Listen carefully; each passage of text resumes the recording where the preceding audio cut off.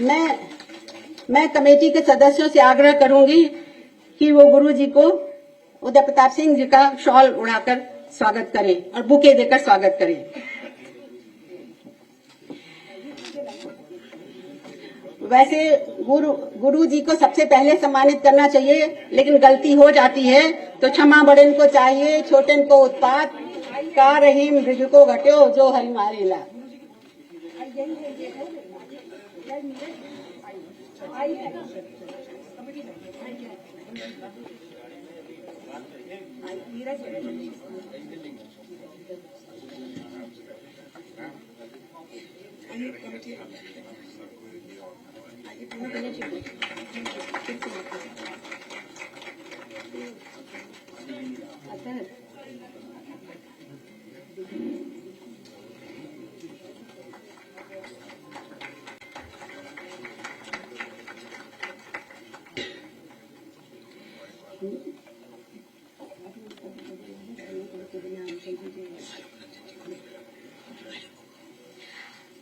अब मैं कमेटी के सदस्यों से आग्रह करूंगी कि वो हमारी समिति के सलाहकार आलोक रंजन जी को बुके देकर सम्मान करें।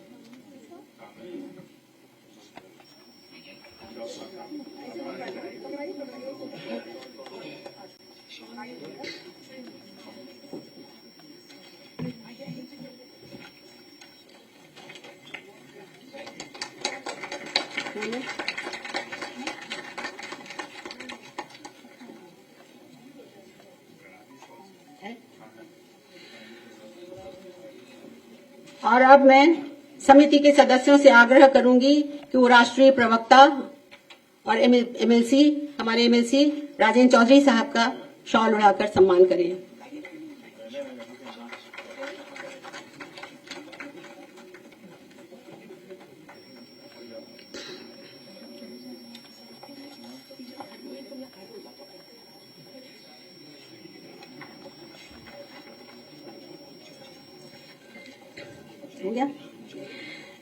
इस सम्मान समारोह का नामकरण हमने ऐसी 2 महिलाओं की स्मृति में किया है जिनके महान लेकिन अप्रत्यक्ष योगदान के कारण हम समाजवादी पार्टी के इस प्रदेश कार्यालय में आज इकट्ठा हैं।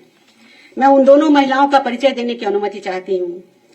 प्रातः स्मरणीय श्रीमती मूर्ति देवी समाजवादी पार्टी के संस्थापक अध्यक्ष नेताजी माननीय मुलायम सिंह यादव जी की माताश्री हैं, जिन्होंने अपने बेटे को बचपन में ही सामाजिक अन्याय के खिलाफ लड़ने और पीड़ितों वंचितों का साथ देने के वे संस्कार दिए जिनके आधार और बल पर उन्होंने प्रदेश की राजनीति का चेहरा बदल दिया और जमीनी राजनीति करने के कारण धरती पुत्र कहलाए। श्रीमती मालती देवी नेताजी की पत्नी और हमारे हरदिल अजीज नेता अखिलेश यादव जी की माताश्री हैं। मालती देवी जी ने हर मोर्चे पर पति का साथ दिया, उन्हें घर की फिक्रों से आजाद रखा ताकि वो पिछड़े, दलित और अल्पसंख्यक वर्गों, हाशिए के समाज के लिए ठोस काम कर सके। साथ ही उन्होंने अपने बेटे श्री अखिलेश यादव जी को वो ताकत और ऊर्जा दी कि उन्होंने देश की सबसे कम उम्र पार्टियों में से एक समाजवादी पार्टी को रिकॉर्ड कम समय में देश की तीसरी सबसे बड़ी पार्टी के रूप में प्रतिष्ठित कर दिया। उन्होंने अध्यक्ष जी को विनम्रता, सहजता और सरलता के वे संस्कार दिए जिनके चलते सभी लोग उनसे सहज ही आत्मीय जुड़ाव महसूस करते हैं। इस सम्मान समारोह के माध्यम से हम इन दोनों विभूतियों को याद करते हैं और उन्हें प्रणाम करते हैं। हम सभी श्रेणियों के सम्मान समाज के उपेक्षित हाशिए के समाजों की महिलाओं के नाम पर देना चाहते थे, लेकिन इतने विविध क्षेत्रों में ऐसी महिलाओं के नाम हमें मिल नहीं पाए। यह भी समाज में पिछड़े, दलित और अल्पसंख्यक वर्ग की स्थिति को उजागर करता है। सम्मान समारोह उत्तर प्रदेश केंद्रित है। जिन महिलाओं के नाम पर सम्मान दिया जा रहा है वे अधिकतर उत्तर प्रदेश की हैं और जो सम्मानित हो रही हैं वे भी उत्तर प्रदेश की ही हैं। उत्तर प्रदेश वो प्रदेश है जिसने देश को पहली महिला राज्यपाल, पहली महिला मुख्यमंत्री, पहली महिला प्रधानमंत्री और पहली दलित महिला मुख्यमंत्री दी। लेकिन आज इसी उत्तर प्रदेश में महिलाओं की स्थिति क्या है? इसके सिर्फ 2 उदाहरण काफी हैं। महिला विरोधी अपराधों में उत्तर प्रदेश पूरे देश में अव्वल है और 27,000 प्राथमिक विद्यालयों को बंद करने की साजिशें चल रही हैं, जबकि हाशिए के समाज, पिछड़े, दलित और अल्पसंख्यक वर्गों की बच्चियों की शिक्षा बड़ी संख्या में इन्हीं स्कूलों के भरोसे है। जहां आरक्षण खत्म करने की बात हो रही है, संविधान को हटाकर मनुस्मृति लागू करने की बात हो रही है, साजिशें चल रही हैं, तो ऐसे में हमारा कर्तव्य बनता है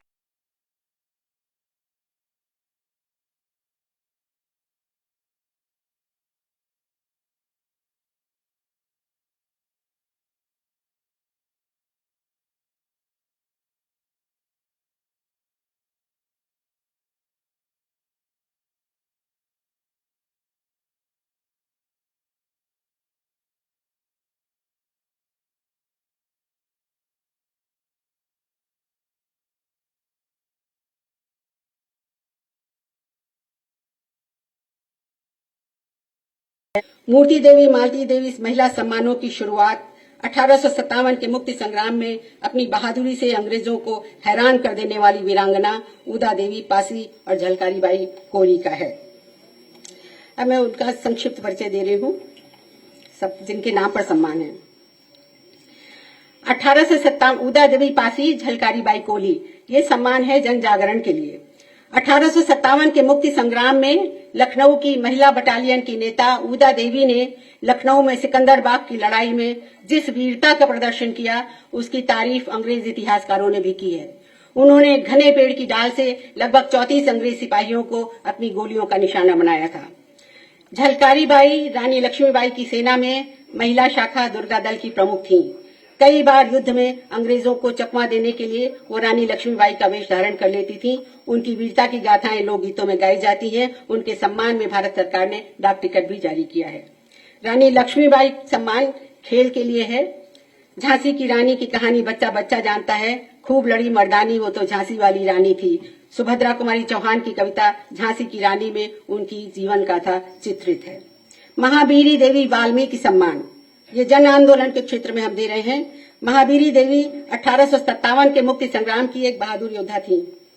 वह मुजफ्फरनगर के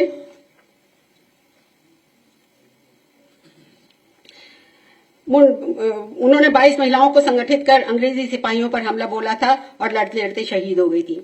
इसी तरह से हम बेगम हजरत महल सम्मान दे रहे हैं सांप्रदायिक सौहार्द के लिए, वो भी 1857 के नायिका थी। सावित्रीबाई फुले, फातिमा शेख सम्मान शिक्षा के लिए। बहुत बहुत स्वागत है। अब हमारे बीच डिम्पल जी आ गई हैं, मैनपुरी की हमारी लोकप्रिय सांसद, संसद में महिलाओं के हकों की आवाज उठाने वाली सशक्त आवाज और जनहित के सभी मुद्दों पर डट के बोलने वाली हमारी डिम्पल यादव जी हमारे बीच में हैं। मैं चाहूंगी समिति के सदस्य जाएं और उनको बुके देकर और शॉल उड़ाकर उनका सम्मान करें। बहुत बहुत स्वागत है आपका।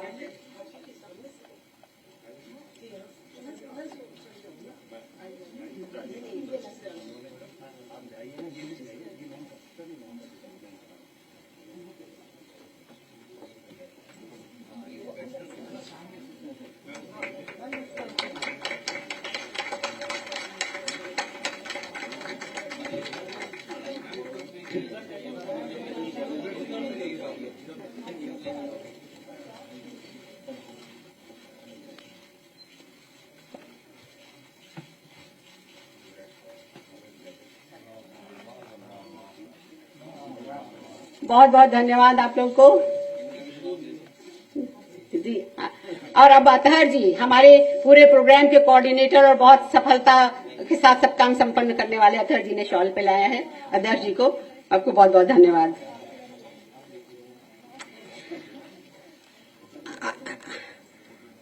अच्छा, हम पहले एक और काम करते हैं कि ये ब्रोशर है हम लोग के पास एक, जो पूरे प्रोग्राम के बारे में छपा है, जिसमें जिन महिलाओं के नाम पर सम्मान दिया जा रहा है और जिनको सम्मानित किया जा रहा है उनका पूरा परिचय इसमें है। मैं चाहूंगी कि अध्यक्ष जी और आदरणीय डिम्पल जी और गुरु जी, आप सब लोग मिलके मंच पे जितने लोग हैं सब लोग मिलके इसको लोकार्पित करें।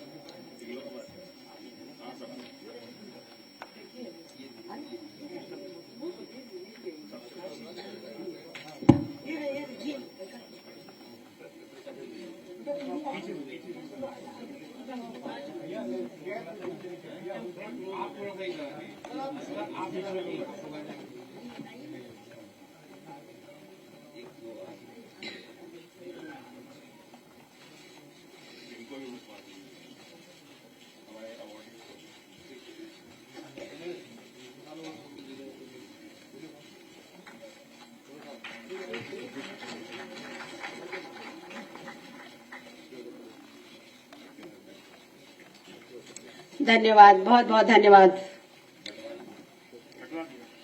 अब हम फिर अपने पुराने क्रम पे लौटते हैं। जिन महिलाओं के नाम पर सम्मान दिया जा रहा है उनके नाम हम अब आगे पढ़ते हैं। सावित्रीबाई फुले, फातिमा शेख सम्मान शिक्षा के क्षेत्र में दिया जा रहा है। इसके बाद है अहिल्याबाई होलकर सम्मान, ये पर्यावरण के लिए दिया जा रहा है। डॉक्टर रमा यादव सम्मान चिकित्सा के लिए है। डॉक्टर सावित्री साहनी सम्मान विज्ञान के क्षेत्र में है।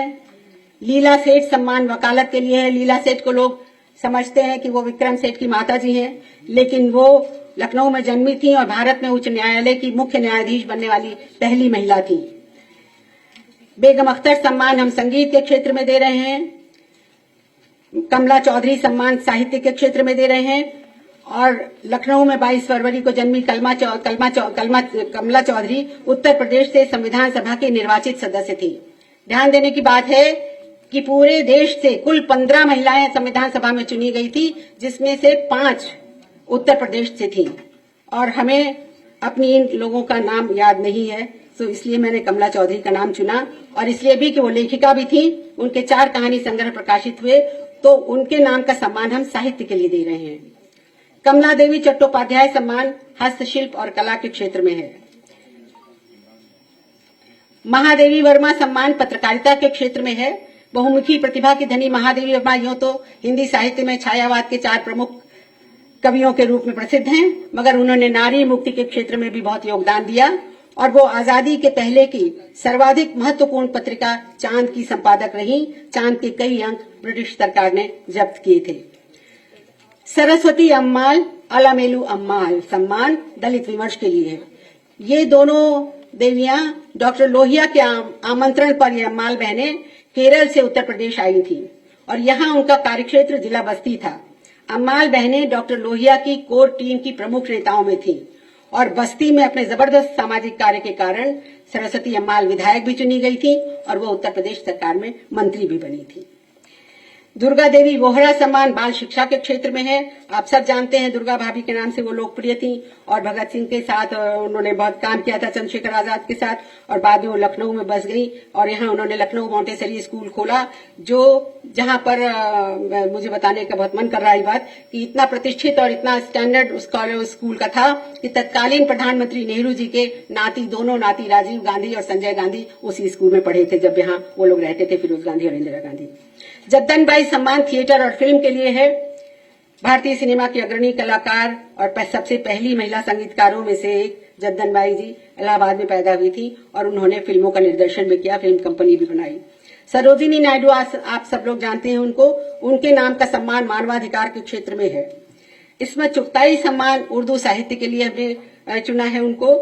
बदायूं में वो जन्मी थी और वो उर्दू साहित्य के शिखर साहित्यकारों में है और उनको अपने लेखन के लिए बहुत बार अदालतों का भी सामना करना पड़ा क्योंकि वो बहुत बेबाक लिखती थी। फूलन देवी सम्मान बहादुरी के लिए है।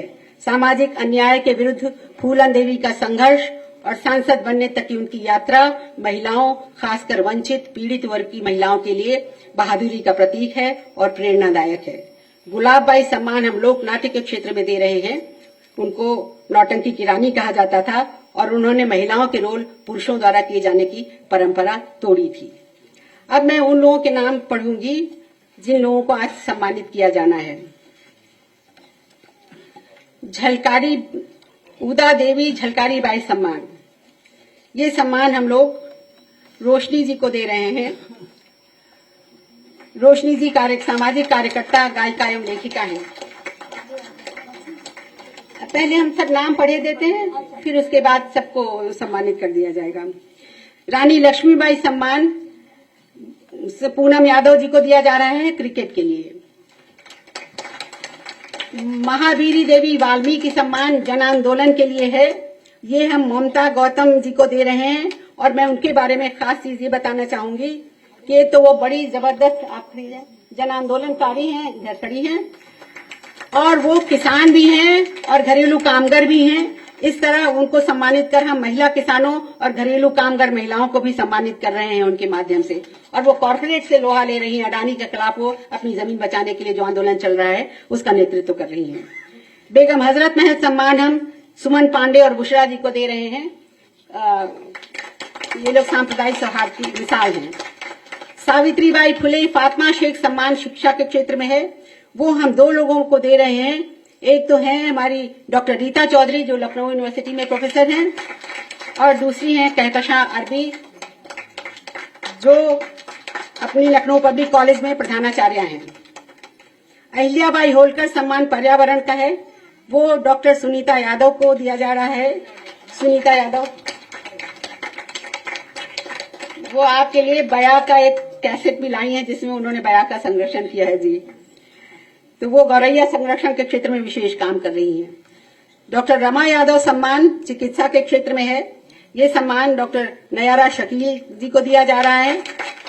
और एक सुखद संयोग ये है, वो बहुत अच्छी चिकित्सक तो है ही, मगर उन्होंने जिस कॉलेज से डॉक्टर रमा यादव ने किया था एमबीबीएस, उसी कॉलेज से एमबीबीएस इन्होंने भी किया है। डॉक्टर सावित्री साहनी सम्मान हम डॉक्टर कमर रहमान साहबा को दे रहे हैं। डॉक्टर कमर रहमान साहबा अपने शोध कार्यों के लिए, जनहितकारी वैज्ञानिक शोध कार्यों के लिए जानी जाती हैं। उन्होंने एस्बेस्टोसिस के विषैले प्रभाव पर शोध किया, उसके विरुद्ध अभियान छेड़ा।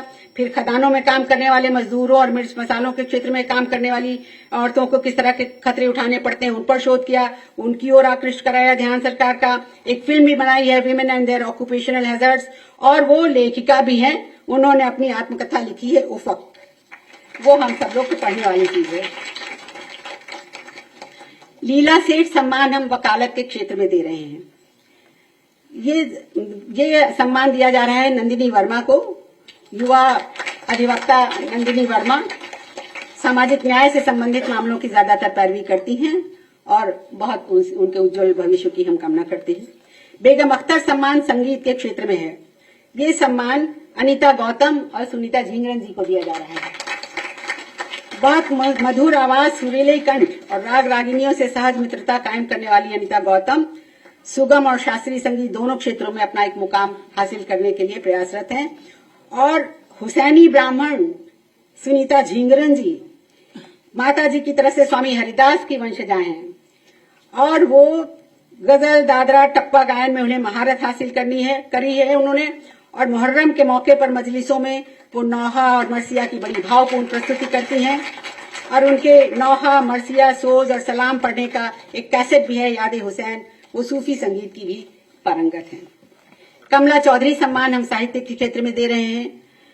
16 सितंबर 1984 को गोरखपुर जिले में जन्मी रेणु यादव गौतम बुद्ध विश्वविद्यालय के भारतीय भाषा एवं साहित्य विभाग में असिस्टेंट प्रोफेसर हैं। हिंदी की संजीदा युवा कवयित्री और लेखिका के रूप में प्रतिष्ठित हैं। कमला देवी चट्टोपाध्याय सम्मान हस्तशिल्प और कला के क्षेत्र में है। लखनऊ निवासी रिजवाना रिजवाना 35 सालों से चिकनकारी के काम में जुड़ी हैं। खदरा की तंग गलियों में रहने वाली रिजवाना की खूबसूरत चिकनकारी शोरूमों की शोभा बढ़ाती है, लेकिन उन्होंने अब तक सैकड़ों महिलाओं को चिकनकारी के काम में निपुण बनाया है। उर्दू कला में कैलीग्राफी आप सब जानते हैं, एक महत्वपूर्ण और सुंदर अभिव्यक्ति का रूप है। बच्चों तो ये सम्मान हम रिजवाना, अक्षा और अलशिफा को दे रहे हैं। और अक्षा और अलशिफा ने इस कला में अपनी पहचान बहुत अच्छी बनाई है। फिरोजाबाद के आर्थिक रूप से कमजोर परिवार से आने के बावजूद ये दोनों लड़कियां इस कला में उत्कृष्टता प्राप्त कर रही हैं और इनकी कहानी अन्य लड़कियों के लिए प्रेरणा स्रोत है जो अपने सपनों को पूरा करने के लिए संघर्ष कर रही हैं। महादेवी वर्मा सम्मान पत्रकारिता के क्षेत्र में है। ये सम्मान हम डॉक्टर माधुरी काकोटी और अजीज काबिश लेनिन को दे रहे हैं। डॉक्टर माधुरी काकोटी पिछले 5 वर्षों से उत्पीड़न, भेदभाव और सांप्रदायिक घृणा के विरुद्ध लगातार मुखर आवाज उठा रही हैं। उन्हें एफआईआर, राजद्रोह जैसे आरोपों और प्रशासनिक दबावों का सामना भी करना पड़ा, किंतु उन्होंने अभिव्यक्ति की स्वतंत्रता और नागरिक अधिकारों के पक्ष में अपनी प्रतिबद्धता बनाए रखी है। अजीज काबिश लेनिन 9 वर्षों से अधिक का अनुभव है, जानी मानी पत्रकार है वो, और इनका मिडिल नेम मुझे बहुत आकर्षक लगता है, काबिश, जिसके मतलब है जिज्ञासा, खोज, तलाश। तो वो अपने इसी नाम के अनुरूप अपने काम में लगी हैं, खोजी पत्रकारिता में, और 5 ककार, क्या, कब, क्यों, कौन, कहां का जवाब लगातार ढूंढने में लगी रहती है। सरस्वती अम्माल अलामेलू अम्माल सम्मान दलित विमर्श के लिए है। इस सम्मान से हम डॉक्टर प्रियंका सोनकर को अलंकृत कर रहे हैं। मऊ जिले में जन्मी डॉक्टर प्रियंका सोनकर का शोध विषय हिंदी दलित साहित्य में दलित नारीवाद था। दलित स्त्री विमर्श पर आपका काम मील का पत्थर है। प्रियंका स्त्री विमर्श पर इतना महत्वपूर्ण काम करने वाली पहली और फिलहाल अकेली महिला हैं। उनकी पुस्तक दलित स्त्री विमर्श, सृजन और संघर्ष को समीक्षकों की भरपूर सराहना मिली है। बाल शिक्षा के क्षेत्र में हमने ये सम्मान सुनैना देवी जी को दिया है। सुनैना देवी जी की कहानी बहुत अलग है। मुसहर समाज की है वो, जो दलितों में दलित समाज है। बचपन में ही विवाह हो गया, खुद नहीं पढ़ पाई, तो उन्होंने ये तय कर लिया कि हमको बच्चों को पढ़ाना है, सब बच्चों को कोई स्कूल जाने से रुक न पाए। और उनकी प्रेरणा से पृथ्वीपुर में मुसहर समुदाय के सैकड़ों बच्चे अब तक स्कूली शिक्षा प्राप्त कर चुके हैं।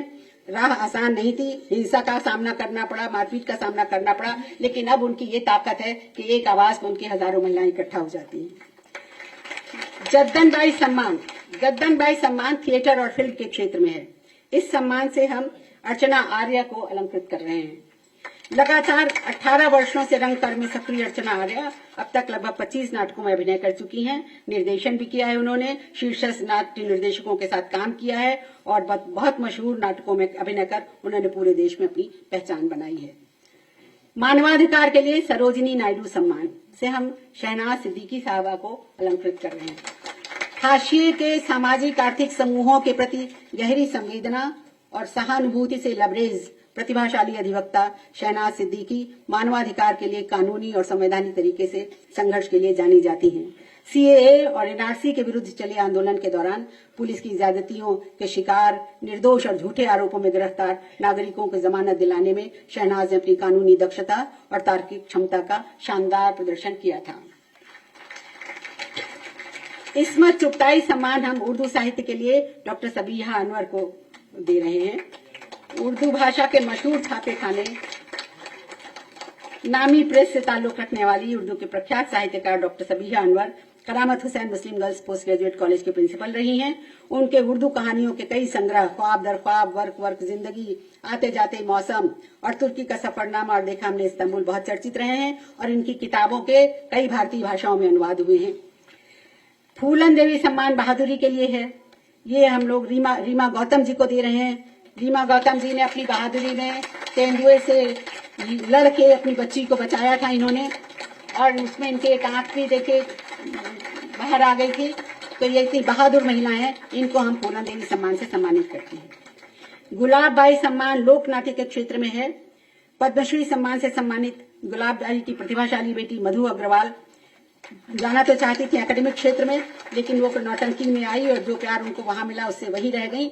और वो सिर्फ परंपरागत नौटंकी ही नहीं करती हैं, उनकी नौटंकी वर्तमान यथार्थ की चुनौतियों से भी जूझती है। अब हम अनुरोध करेंगे माननीय राष्ट्रीय अध्यक्ष अखिलेश यादव जी से और हमारी लोकप्रिय सांसद, हमारी आवाज संसद में डिम्पल यादव जी से कि वो इन लोगों को सम्मान प्रदान करें। मैं पढ़ती जाऊंगी नाम एक एक करके। अच्छा, आपकी आलो जी, हमारी समिति के सलाहकार और इस कार्यक्रम के पूरा विजुअलाइज करने वाले हमारे आलोक रंजन जी, मैं चाहूंगी कि वो आए और 2 शब्द कहें। अच्छा, उन्होंने आलोक रंजन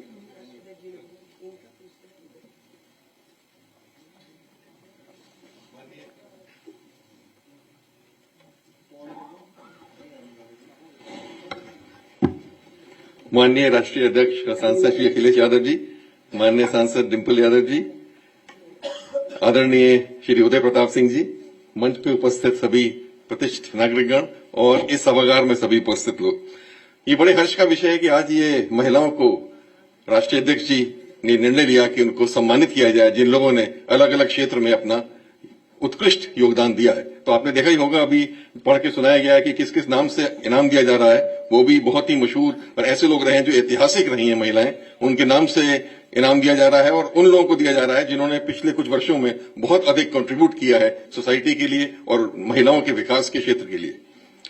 मैं इस मौके पर यही कहना चाहूंगा कि महिलाओं के विकास के बिना देश का या समाज का विकास नहीं हो सकता, ये आप लोग मुझसे सहमत होंगे। हम सभी जानते हैं कि अगर जीडीपी बढ़ानी है तो लेबर फोर्स पार्टिसिपेशन में महिलाओं का रेट जो है या उनका प्रतिनिधित्व जो है वो बढ़ाना आवश्यक हो जाता है। महिलाओं को, जैसा कि अखिलेश यादव जी ने लिख के दिया है, उसमें आप लोगों को जो ब्रोशर मिला है कि समान अधिकार दिया जाए, समान अवसर दिया जाए, समान शिक्षा दी जाए, जिससे कि वो हर तरीके से पुरुष के बराबर रहें, किसी तरीके से कोई जेंडर डिस्क्रिमिनेशन न रहे या जेंडर में डिस्पैरिटी न रहे दोनों के बीच में, महिलाओं उतनी तरीके से आगे बढ़ सकें जैसे पुरुष आगे बढ़ रहे हैं। यही उद्देश्य इस समारोह का है। मैं क्योंकि सर के साथ चीफ सेक्रेटरी पद पर रहा तो मैं कुछ उल्लेख करना चाहूंगा कि जब समय हम चीफ सेक्रेटरी थे या जब सरकार थी 2012-17 के बीच में, तो काफी पहल माननीय अखिलेश यादव जी जब मुख्यमंत्री के रूप में उन्होंने महिलाओं के उत्थान के लिए किया। सबसे पहले बताना चाहूंगा कि महिलाओं की सुरक्षा के लिए बिल्कुल क्लियर उनके निर्देश हमेशा रहते थे कि जीरो टॉलरेंस है फॉर एनी क्राइम या एनीथिंग अगेंस्ट वुमेन। मतलब महिलाओं के अगेंस्ट कोई भी उत्पीड़न हो या कोई भी अत्याचार हो या कोई भी क्राइम हो, उसके लिए जीरो टॉलरेंस होना चाहिए। और इसकी समीक्षा वो स्वयं भी करते थे और हम लोग भी उनके निर्देश पे हमेशा किया करते थे। मैं आप बताना चाहूंगा, पता नहीं आपको याद है कि नहीं, उस समय की उन्होंने एक एडिशनल डायरेक्टर जनरल पुलिस की पद भी बनाया था, जो महिला अधिकारी थी, जो पूरा महिलाओं के विरुद्ध जो अपराध होते थे उनको उनके नीचे पूरा जो स्ट्रक्चर था वो मॉनिटर करता था लगातार कि उसमें कार्रवाई हो रही है नहीं हो रही है, प्रभावी ढंग से हो रही है, कैसे उनको रोका जा रहा है कि नहीं रोका जा रहा है। और यहां तक कि ईमेल से एफआईआर तक उनमें रजिस्टर करने की बात हम लोगों ने अलाउ कर दी थी। ईमेल से महिलाएं, क्योंकि अगर थाना जाने में दिक्कत हो रही है तो ईमेल से एफआईआर रजिस्टर करें, और उस एफआईआर की पूरी ट्रैकिंग होती थी, पूरी मॉनिटरिंग होती थी। या मैं कहना चाहूंगा कि इसके साथ ही साथ बहुत ही महत्वपूर्ण कदम था, पता नहीं कितनों को याद है, आशा ज्योति केंद्र बनाए थे सर ने, माननीय अखिलेश यादव जी ने आशा ज्योति केंद्र जो बनाए थे, उस समय मुझे याद है मेरे जब मैं चीफ सेक्रेटरी था 26 जिलों में हम लोगों ने चालू कर दिए थे। वन स्टॉप सोल्यूशन था महिलाओं के लिए, क्योंकि महिलाएं जैसे उनके साथ कोई उत्पीड़न होता है या कोई क्राइम होती है तो they can not go to the police station, they feel nervous या एप्रीहेंसिव, वहां जाने के लिए घबराती हैं। तो ये अलग केंद्र था थाने से हटके, जहां पे महिलाएं मैन कर रही थी वहां पे मौजूद थी। महिला जाएगी, उसका उत्पीड़न हुआ या कोई भी जो उसके साथ कार्रवाई हुई है उसकी शिकायत लिखाएगी, एफआईआर दर्ज होगी, उसकी जांच शुरू होगी, मेडिकल एग्जामिनेशन होगा, साइकोलॉजिकल काउंसलिंग होगी, और यही नहीं उसको पुनर्स्थापित करने के लिए उसको पूरी कार्रवाई भी की जाएगी। ये आशा ज्योति केंद्र एक बड़ा भारी पहल सर के निर्देश पे हम लोगों ने उस समय किया था। एक 1090 तो आप लोग भूल ही नहीं सकते, मैं समझता हूं बहुत बड़ी पहल सर के निर्देश पे की गई थी टेक्नोलॉजी की। और मुझे याद है कि 1090 से महिलाओं को जो कॉल आती थी मोबाइल से, जो उनको मतलब अश्लील कॉल आती थी या धमकाने वाली कॉल आती थी, वो तुरंत कंप्लेन करती थी और महिलाएं 1090 में बैठी रहती थी, तुरंत कार्रवाई होती थी, विद इन अ डे कार्रवाई होकर उनको पूछा जाता था। और वो बाद में पूछा भी जाता था महिला से कि क्या आप संतुष्ट हैं कि जो कार्रवाई हुई। तो मुझे व्यक्तिगत रूप से ये आंकड़ा याद है कि मेरे टाइम पर भी 7 लाख शिकायतें आई थी और 7 लाख शिकायतें में से 98% सेटिस्फैक्शन रेट था। तो महिलाओं ने बताया 98%, और उन्होंने बहुत धन्यवाद भी दिया था माननीय अखिलेश यादव जी को कि आपने ऐसी व्यवस्था कर दी कि हम लोग जो मोबाइल से इस तरीके से हमें परेशान किया जाता था वो स्थिति जो है समाप्त हो गई। डायल 100 भी जो सामने जो आया उसमें भी मोर देन 50% शिकायतें जो है ऐसी रही जो महिलाओं के विरुद्ध क्राइम या अत्याचार या पीड़ित करने की बात रही, और उस पर भी 10 से 15 मिनट में पुलिस पहुंच जाए और कार्रवाई करे। ये भी अनूठा प्रयोग सर के निर्देश पे हुआ। या आप ध्यान रखेंगे कि 911 जो यूएसए में था उससे भी ये बेहतर है, क्योंकि यहाँ की आबादी 25 करोड़ की थी। इतना बड़ा पुलिस सर्वेलेंस सिस्टम कहीं भी पूरे विश्व में कहीं नहीं है जितना उत्तर प्रदेश में डायल 100 के रूप में सर के निर्देश में हम लोगों ने लागू कराया था। ये तो सिक्योरिटी और इसकी बात रही, पर विकास के जहां क्षेत्र में जाते हैं वहां भी ये हमारी जो समाजवादी पेंशन योजना थी, जैसे महिला समृद्धि योजना भी आप कह सकते हैं, या मुख्यमंत्री समाजवादी पेंशन योजना थी, उसमें महिलाओं को 500 रुपए पर मंथ हम लोग देते थे, और वो पहली तारीख को सीधे एक बटन दबा के उनके अकाउंट में मनी ट्रांसफर हो जाता था। कहीं पैसा कहीं और नहीं जाता था, परिवार की मुखिया को महिला को मानते थे हम लोग, और महिला के अकाउंट में वो पैसा स्थानांतरित किया जाता था। अगर वो महिला अपने बच्चों को शिक्षा प्रदान कर रही है, स्कूल भेज रही है और उनका इम्यूनाइजेशन भी, वैक्सीनेशन भी करा रही है, तो ये धनराशि 500 से बढ़ा के 750 कर दी जाती थी। मतलब एक प्रोत्साहन था कि वो अपने बच्चों को स्कूल भेजे और अपने बच्चों को वैक्सीनेशन भी कराए, जिससे उनकी शिक्षा और स्वास्थ्य में भी सुधार आ सके। तो ये भी एक बहुत अच्छा प्रयास था। इसके साथ साथ बालिकाओं की शिक्षा को बढ़ावा देने के लिए आप जानते होंगे वो पूरा उनको साइकिल दी गई, 30,000 रुपए जो उनको महिला उत्थान योजना में, बालिका योजना में दिए गए, शिक्षा योजना में हम लोगों ने दिए। ये तमाम तरीके की हम लोगों ने कार्रवाई की थी। महिलाओं को उनके अधिक से अधिक शिक्षा प्रदान की जाए, बेहतर स्वास्थ्य मिले और उनको रोजगार के साधन भी उपलब्ध हो पाए, जिससे वो कंधे से कंधे मिला के पुरुष से अपना आगे बढ़ सकें। तो ये मैं केवल खाली मैंने कुछ उदाहरण रूप ही कुछ बातें बताई हैं जो माननीय अखिलेश यादव जी की विचारधारा को दिखाता है कि महिलाओं को पूरा सम्मान देना आवश्यक है, और महिलाएं अगर बराबर होकर पुरुष के साथ चलेंगी तभी समाज में जो है क्रांति आ पाएगी, समाज में बदलाव जो है वो आ पाएगा। और इसी परिवेश में उन्होंने ये कदम उठाया है। तो आज ये जो आज अभी जितने अवार्डीज हैं मैं उनको अपनी ओर से बधाई देना चाहूंगा। अभी उनको अवार्ड मिलने वाला है, उनके नाम घोषित हो गए हैं। उन्होंने बहुत महत्वपूर्ण योगदान दिया है अपने अपने क्षेत्र में, जिसके लिए आज उनको रिकॉग्नाइज किया जा रहा है, उनको सम्मानित किया जा रहा है। और मैं उम्मीद करूंगा कि उनको इस सम्मान से वो और अधिक काम करेंगे इसी क्षेत्र में, और उनको देख के और महिलाएं जो हैं वो सामने आएंगी, प्रेरित होंगी और आगे आकर अपने अपने क्षेत्र में उत्कृष्ट कार्य करेंगी। इसी के साथ पुनः बहुत बहुत धन्यवाद। जय हिंद। बहुत बहुत धन्यवाद आलोक रंजन जी।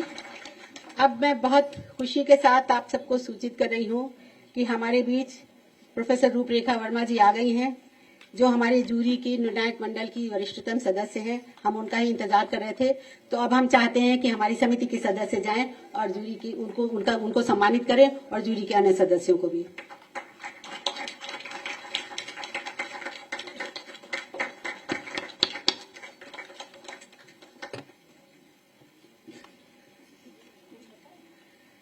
अब डॉक्टर मधु गुप्ता जी को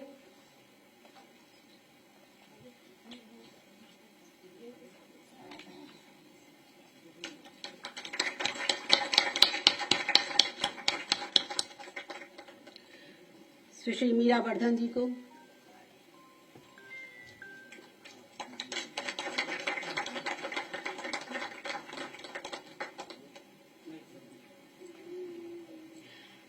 अब मैं प्रोफेसर रूपरेखा वर्मा जी से आग्रह करूंगी कि वो 2 शब्द कहें। रूपरेखा जी हमेशा महिलाओं के अधिकारों के लिए, मानवाधिकारों के लिए सड़क से लेकर 4 गोष्ठियों तक हर जगह सक्रिय रहती हैं। मंच पर बैठे सभी बहुत सम्मानित साथी, खासतौर से पूर्व मुख्यमंत्री अखिलेश यादव जी, डिम्पल जी, हमारे हिंदी साहित्य के हिंदी संस्थान के पूर्व अध्यक्ष और बहुत ही कहना चाहिए रचनात्मक व्यक्तित्व रखने वाले और हमारे एक्स चीफ सेक्रेटरी साहब। मैं अभी सुन रही थी, मैंने सोचा था सिर्फ मैं बधाई दे करके बात खत्म करूंगी, क्योंकि असली चीज तो अभी जो हमारे हीरोज और हीरोइंस यहाँ बैठे हैं उनके लिए ताली बजाने का काम मुझे करना है। लेकिन बातें कुछ याद दिला दी आलोक जी ने। देखिए, कभी भी किसी भी देश में कोई परफेक्ट सरकार तो कभी ना किसी को होती ही नहीं है। परफेक्ट यूटोपिया हमेशा वो चीज होती है जो हम अपने मन में आदर्श करते हैं, पर कुछ खामियों के साथ ही हमें मिलता है। और ये बात सही है कि इससे पहले जो आज जो सरकार केंद्र में भी और हमारे यहाँ है, कोई आपत्ति तो नहीं है। पॉलिटिकल तो बात करनी ही पड़ेगी। अध्यक्ष जी, ऐतराज तो नहीं है इस बात में? मुझे लगता है, देखिए, पॉलिटिक्स तो जब हम महिलाओं की उन्नति की बात करते हैं तब भी हम पॉलिटिक्स ही कर रहे हैं। पॉलिटिक्स है क्या? पॉलिटिक्स करना जरूरी नहीं है पार्टी पॉलिटिक्स करना हो। पॉलिटिक्स का मतलब है सत्ता के संतुलन के बारे में कुछ करना, बात करना भी उसके बारे में कुछ करना है। तो हम पॉलिटिक्स तो तब भी करते हैं जब हम स्त्री और पुरुष के मानवाधिकारों की बात करते हैं, क्योंकि वो सत्ता के संतुलन की बात है। तो वो पॉलिटिक्स बस मैं यहाँ करना चाहती हूँ कि हमें ये बात सच है कि किसी भी समय परफेक्ट सरकारें नहीं मिली, लेकिन जो आज है उससे 1000 गुना बेहतर मिली। और कितने 2005 में हमें केंद्र सरकार से ढेरों बहुत बढ़िया कानून मिले। इस यूपी में सरकार के पहले जो सरकार थी हमारे अखिलेश जी की, उसमें उत्तर प्रदेश के शहरों को अधिक सुंदर बनाया गया। अब आज जो सुंदर बनाया जा रहा है, लखनऊ में जुटे हुए हैं सुंदर बनाने को। उस सुंदरता के नाम पर जो सौंदर्य बोध है, जरा मैं कुछ कहूंगी नहीं, आप खुद देख लीजिएगा कलर स्कीम क्या हो रही है। गोमती को जांच के बहाने किस तरह सड़ने दिया, बदबूदार बना, पर वो एक अलग बात है। मैं केवल स्त्रियों के बारे में बात करने की करूंगी कि इस शहर के मिडिल एजेड लोगों से लेके ऊपर के लोगों को याद होगा कि सपा की सरकार में हम लोगों ने एक केस लड़ा था मास रेप का, गैंग रेप का, और कुछ उसमें से जो आरोपी थे बाद में वो कल्प्रिट साबित हुए, उनका ये कहना था कि वो परिवार सपा से जुड़े हुए हैं। लेकिन हम लोगों ने पता नहीं कितनी बार सड़क पर जुलूस निकाला। मुख्यमंत्री का तब मुलायम सिंह जी थे, उसके बाद अखिलेश जी आए और वो तब तक चला, 11 साल केस चला। हम लोगों को ना रोका गया सड़क पे आने पे, ना डंडे चलाए गए, ना जेल में ठूसा गया, ना 6 लोगों की जगह वाली जीप में 22-25 लोगों को जानवरों की तरह से घुसाकर कहीं सुनसान जगह पे छोड़ा गया। हमें प्रोटेस्ट करने का और न्याय दिलाने का हमने बखूबी किया। गवर्नमेंट ने हमें कभी बाधा नहीं डाली। ये जो बात मैं कह रही हूँ ये छोटी बात नहीं है, और वो छोटी बात इसलिए भी नहीं है। बड़ी बात से बहुत बड़ी बात तब बनती है जब आप देखिए कि आज क्या हो रहा है। आज हम कुछ महिलाओं को सम्मान देने तो नहीं बल्कि उनको यहाँ पर बुला करके अपना नमन करना चाह रहे हैं और हम सम्मानित होना चाह रहे हैं। शायद यही बात वंदना जी भी कहना चाहेंगी।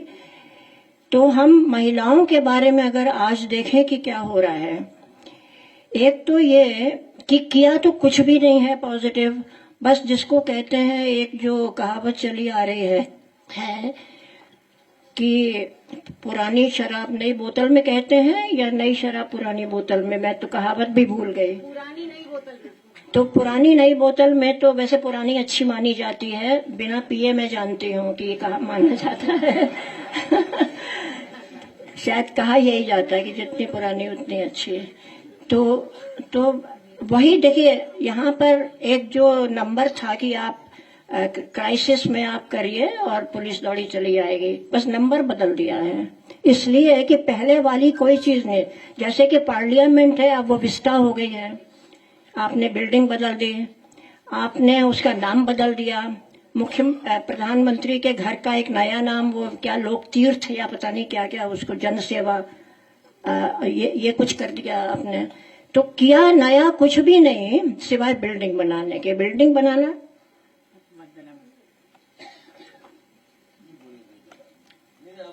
ओके नहीं तो थोड़ा समय की कमी है, तो मैं खैर कुछ ज्यादा नहीं कहूंगी, संक्षेप में ये कहूंगी कि हमें, यानी कि अब मैं 82 साल की हूं और अर्ली 20s से हम जैसे लोग महिलाओं के हक की काम कर रहे हैं।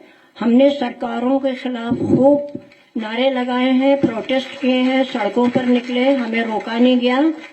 लेकिन अब अगर हम सिर्फ बोलते भी हैं, अगर हम एक सोशल पोस्ट भी डालते हैं बिना आज की गवर्नमेंट का नाम लिए भी, तो हमारे ऊपर FIR होती है। जमाना बहुत बदला है। स्त्रियों की अस्मिता इस समय सबसे घटिया लेवल पे पहुंचा दी गई है।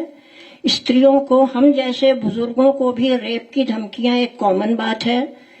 कोई बोले, अगर धार्मिक सद्भाव के लिए बोले तो उनकी बेटियों को रेप की धमकी देना एक कॉमन बात है।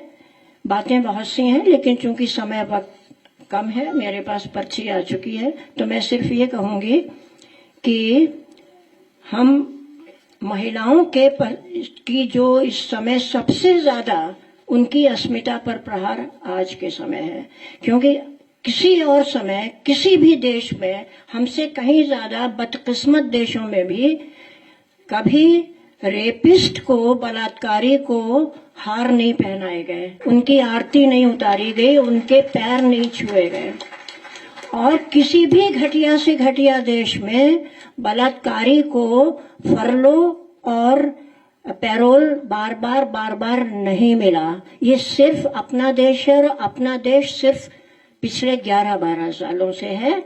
तो आज जब हम स्त्रियों की अस्मिता का प्रश्न उठा रहे हैं, तो हमें ये याद रखना चाहिए कि हमारा विकल्प सिर्फ ये है कि हम अपने अच्छे दिन वापस लाएं, जो बहुत बढ़िया ना भी तो हमें कम अच्छे दिन ही कबूल है। और ये जो आज का अच्छा दिन है, उसके खिलाफ ना सोशल मीडिया पे मैं भी लिखती हूँ, लेकिन वो उससे कुछ होता नहीं है। सिर्फ बातों से, भाषण से, सेमिनार पे कुछ होता नहीं है। हमें सड़क पे उतरना पड़ेगा। और ये लोग, इतने ज्यादा लोग यहाँ, मैं अपील करना चाहती हूँ कि हम लामबंद होके एक शांतिपूर्ण अहिंसक आंदोलन जो सड़क पर उतर करके हम इस सरकार को उखाड़ फेंके, इसकी आज सबसे ज्यादा जरूरी है। न महिला के लिए हमें उस समय उसने संकट रहेंगे, ना पुरुषों के मानवाधिकारों के, जो तमाम लोग बोलने के लिए जेल में हैं। हमारे जर्नलिस्ट हैं, तो जर्नलिस्ट आप सब इतने पूरी कतार में बैठे हुए हैं जर्नलिस्ट, दिल पे हाथ रख के सोचिएगा कि आप कितना अपनी ईमानदारी से लिख सकते हैं। शुक्रिया। बहुत बहुत धन्यवाद प्रोफेसर रूपरेखा जी। आपने देखा कि वो कितने दिल से बात करती हैं, कितनी सच्ची बात करती हैं, और जब दिल दुखता है तो ऐसी ही बातें होती हैं। तो वो खरी खरी कहने के लिए भी मशहूर है, दिल की बात साफ साफ कहने के लिए मशहूर है। और रूपरेखा जी, हम आपको आश्वासन देते हैं, और आप जानती भी हैं इस बात को, कि जब आप कहेंगी हम लोग सड़कों पर आपके साथ हमेशा रहे हैं और रहेंगे। बहुत धन्यवाद। अब मैं अनुरोध करूंगी डॉक्टर कमर रहमान साहबा से कि वो 2 शब्द कह के हमें इनलाइटन करें।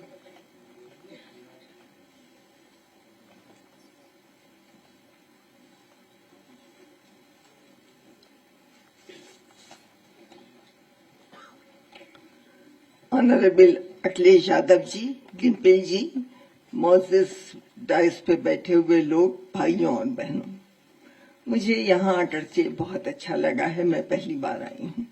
और कहते हैं कि अगर आपको किसी देश के बारे में ये पता हो कि वहाँ की तरक्की कितनी हुई है, तो आप देखिए कि वहाँ औरत की क्या इज्जत है, औरत की क्या सिचुएशन है। तो ये बहुत बड़ी बात है। और मेरे ख्याल में अखिलेश जी यही मान करके चलते हैं, तो वो हमेशा औरत को बहुत इज्जत देते हैं। और जब तक आपकी माँ आपको अच्छी चीजें नहीं सिखाएंगी, तब तक आप आगे नहीं बढ़ सकते हैं। और इस बात हमारे देश का जो हाल है, उस पर ऐसा लगता है कि दिल में दर्द होता है। कभी कभी हमें लगता है कि हम अपना सर पक्ष से उठा करके कह नहीं सकते हैं कि हम कहाँ हैं, क्योंकि हमें शर्म आ जाती है। जैसा अभी रूपरेखा जी ने कहा कि बलात्कारियों को हम हार पहनाने लगे हैं। हमारे बहुत बड़े बड़े लीडर ये कहते हैं, जो हम लोगों ने हमेशा, हमारे पुरखों ने आजादी के लिए लड़ाई लड़ी है, तो उनसे कहते हैं कि अगर हम खामोश रहेंगे तो ठीक है, अगर हम बोलेंगे तो जहन्नुम में जाएंगे। बताइए, ऐसा भी होता है कहीं? मैं ज्यादा नहीं बोलूंगी, मैं एक शेर से अपनी बात खत्म करती हूँ, जो अखिलेश जी के लिए है। गुलों में रंग भरे बादे नौ बहार चले, चले भी आओ कि गुलशन का कारोबार चले। तो हम ये चाहेंगे कि काश वो फिर से लौट आए, ताकि इस गुलशन का, जो लखनऊ का मशहूर तहजीब पूरी दुनिया में मशहूर है, उसका कारोबार जो है वो अच्छा चले, खूबसूरत चले, वहाँ की औरत आगे बढ़े, जिस तरह से वो औरतों को इज्जत देते हैं। बहुत बहुत शुक्रिया। बहुत बहुत धन्यवाद डॉक्टर साहब। और मैं आपकी बातों के लिए सिर्फ यही कहूंगी, आमीन। अब मैं बहुत आदर और एहतराम के साथ, एक मिनट, अब बाद में मैं बहुत आदर और एहतराम के साथ गुरुजी, गुरुदेव, गुरुवर उदय प्रताप सिंह जी को आमंत्रित करती हूँ कि वो मंच पर आए, वहीं पर बैठे बैठे अपनी बात कहें, आशीर्वचन। उनकी बातें हम लोग के लिए हमेशा बहुत प्रेरणादायक होती हैं, उनकी कविताएं हम लोग के लिए बहुत प्रेरणादायक होती हैं, और हम में से ज्यादातर को उनकी कविताएं कंठस्थ रहती हैं। बहुत बहुत धन्यवाद। आप बोलें और जितनी देर चाहें उतनी देर। बहुत धन्यवाद आदरणीय वंदना मिश्रा जी। मैं बहुत देर नहीं बोलूंगा, क्योंकि मैं देख चुका हूं कि समय की कमी है और मैं अनुभव करता हूं, लेकिन कुछ बातें बहुत जरूरी मुझे कहनी है। आदरणीय अध्यक्ष जी हमारी समाजवादी पार्टी के, आदरणीय डिम्पल जी जो मैनपुरी से, वहां से एमपी है जहां से मैं भी रह चुका हूं, तो ये मैं बड़ा आज मुझे अनुभव अच्छा हो रहा है। आलोक रंजन जी और अख्तर साहब और जो भी रूपरेखा वर्मा जी जो अभी बोल रही थी, और वो अपनी उम्र बता रही थी, मैं अपनी उम्र बताऊंगा तो बहुत मुश्किल पड़ जाएगा, तो इसलिए मैं नहीं कह रहा। लेकिन एक बात कहना चाहता हूं कि मैं समाजवादी पार्टी से बहुत गहराई से और बहुत दिनों से जुड़ा हुआ हूं। सन 62 का चुनाव जो हुआ था लोहिया जी जिसमें मैं खड़े हुए थे फर्रुखाबाद से, तो मैं तब से उनको जानता हूं और मुझे उस समय ये पता चला था कि लोहिया जी ने बिहार की एक शांति देवी जो पत्थर तोड़ती थी उनको उन्होंने एमपी और एमएलए बनाया था, पत्थर तोड़ने वाली महिला को। निराला जी ने तो कविता लिखी थी वो तोड़ती पत्थर, लेकिन उन्होंने पत्थर तोड़ने वाली महिला को बनाया था।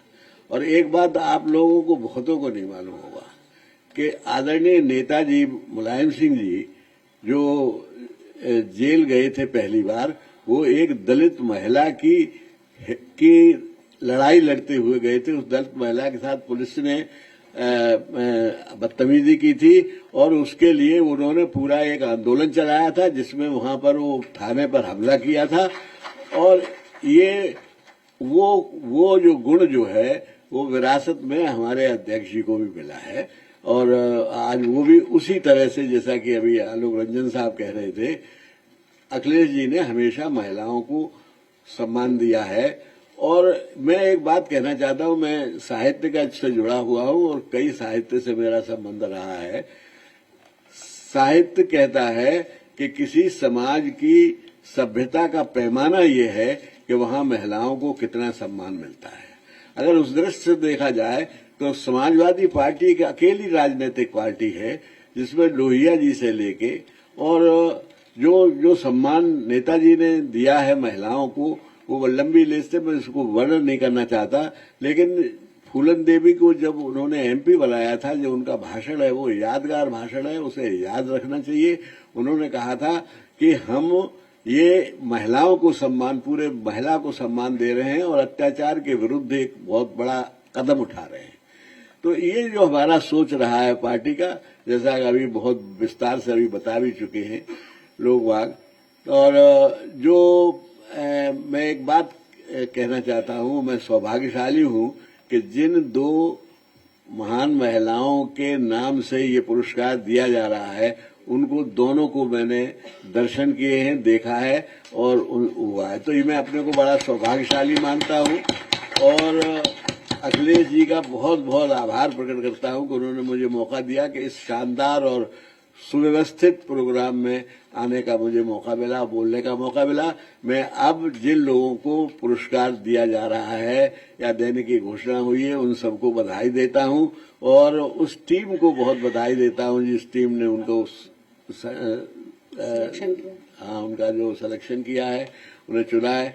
अब इन्हीं शब्दों के साथ मैं एक बार फिर कहता हूं कि अगर जहां महिलाओं ने चाहा है वहां पर बहुत बड़े काम हो जाते हैं। अकेली एक द्रौपदी ने महाभारत करा दिया था और पूरा वो बदल दिया था। इसीलिए लोहिया जी कहते थे कि द्रौपदी को अपना आदर्श मानो। इन्हीं शब्दों के साथ मैं अपनी बात समाप्त करते हुए मैं एक बार पुनः उन्हें बधाई देता हूं और इस टीम को बहुत बहुत धन्यवाद देता हूं। नमस्कार। बहुत बहुत धन्यवाद गुरुजी। आपका हमेशा आप जो भी कहते हैं हम लोग के लिए मार्गदर्शन करते हैं, हम लोग इससे चलें तो बहुत बहुत फायदे में रहेंगे, देश का भी फायदा और हमारा भी फायदा। ठीक है, तो अब मैं अनुरोध करूंगी राष्ट्रीय अध्यक्ष माननीय अखिलेश यादव जी से और हमारी मैनपुरी से लोकप्रिय सांसद डिम्पल यादव जी से कि वो हमारे जिस आज के सम्मान जिनको दिया गया है उन लोग को पहले वो बोलिए। ओके, तो अब मैं अनुरोध करूंगी मैनपुरी की लोकप्रिय सांसद और संसद में हमेशा महिलाओं की प्रखर आवाज उठाने वाली, और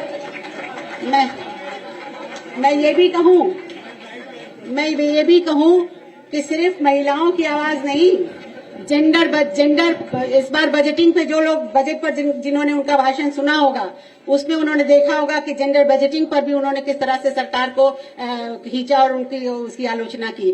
तो मैं बहुत बहुत आदर के साथ आदरणीय डिम्पल जी को आमंत्रित करती हूँ कि वो अपनी बात कहें। आदरणीय राष्ट्रीय अध्यक्ष समाजवादी पार्टी अखिलेश यादव जी, इस कार्यक्रम के संयोजक श्रीमती वंदना मिश्रा जी, श्रीमती मधु गुप्ता जी, मीरा वर्धन जी, श्रीमती कांति सिंह जी, श्रीमती रूपरेखा जी, सभी सदस्य, डॉक्टर अलका यदू जी, डॉक्टर प्रतिमा राज जी, डॉक्टर शाजिया फखर जी, डॉक्टर पूनम उत्तम जी, श्री आलोक रंजन जी, जो सदस्य हैं इस कमेटी के, और सभी अतिथि जो आज यहाँ उपस्थित हैं, हमारे आदरणीय श्री उदय प्रताप जी, हमारी महिला सभा की अध्यक्ष जूही सिंह जी, रिबू श्रीवास्तव जी, रेखा वर्मा जी जो आज यहाँ पे आई हैं, और डॉक्टर कंवल जी, मंच पे उपस्थित सभी सम्मानित महिलाएं जिनको आज पुरस्कार दिया जा रहा है,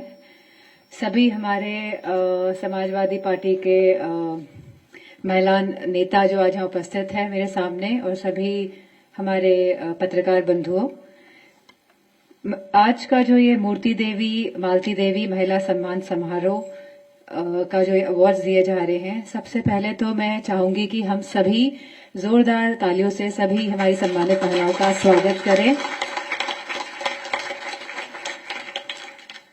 जैसे कि अभी कहा गया कि अगर किसी देश को आगे बढ़ना होता है तो बहुत जरूरी है उस देश की बेटियां, उस देश की महिलाएं आगे बढ़े, और कहीं ना कहीं देखने को मिल रहा है अब कि आज का भारत जो समृद्ध भारत होना चाहिए था, जहां महिलाओं का सम्मान होना चाहिए था, जहां हम इतने धूमधाम से नवरात्र की पूजा करते हैं, देवी पूजन करते हैं, कहीं ना कहीं हमारी वार्ताएं, हमारी बेटियां कहीं ना कहीं इस नए भारत में पिछड़ती जा रही हैं।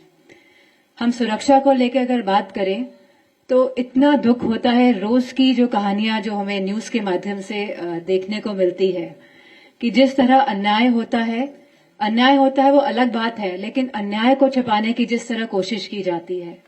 और मैं जरूर से कहना चाहूंगी, जो अभी हाल ही में उत्तराखंड में जो अंकिता भंडारी के साथ जो केस हुआ, जहां पे इतनी छोटी सी बिटिया, क्योंकि मेरी खुद बेटी 19 साल की है, तो मैं इतना दुखी थी उस कांड को सुन के कि जिस तरह शासन प्रशासन ने बुलडोजर चला के उस पूरे रिजॉर्ट को तहस नहस कर दिया, सारे सबूत मिटा दिए, और बात आई गई सी समान हो गई है।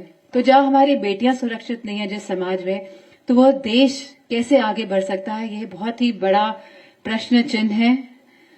और क्योंकि यहाँ पे बहुत सारी हमारी सम्मानित महिलाएं बैठी हुई हैं, तो मैं आप सबसे कहना चाहूंगी कि आपने अपनी कहानी खुद लिखी है।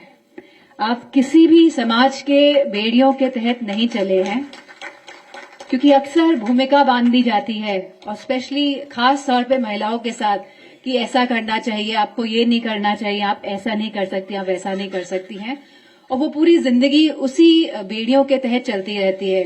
लेकिन आप सबने अपनी कहानी खुद लिखी है, और आपने हम सबको और अनेक महिलाओं को मार्गदर्शन देने का जो कार्य किया है, मैं आप सबको आपकी उपलब्धियों में बहुत बहुत धन्यवाद भी कहना चाहूंगी, बहुत बहुत कांग्रेचुलेट करना चाहूंगी।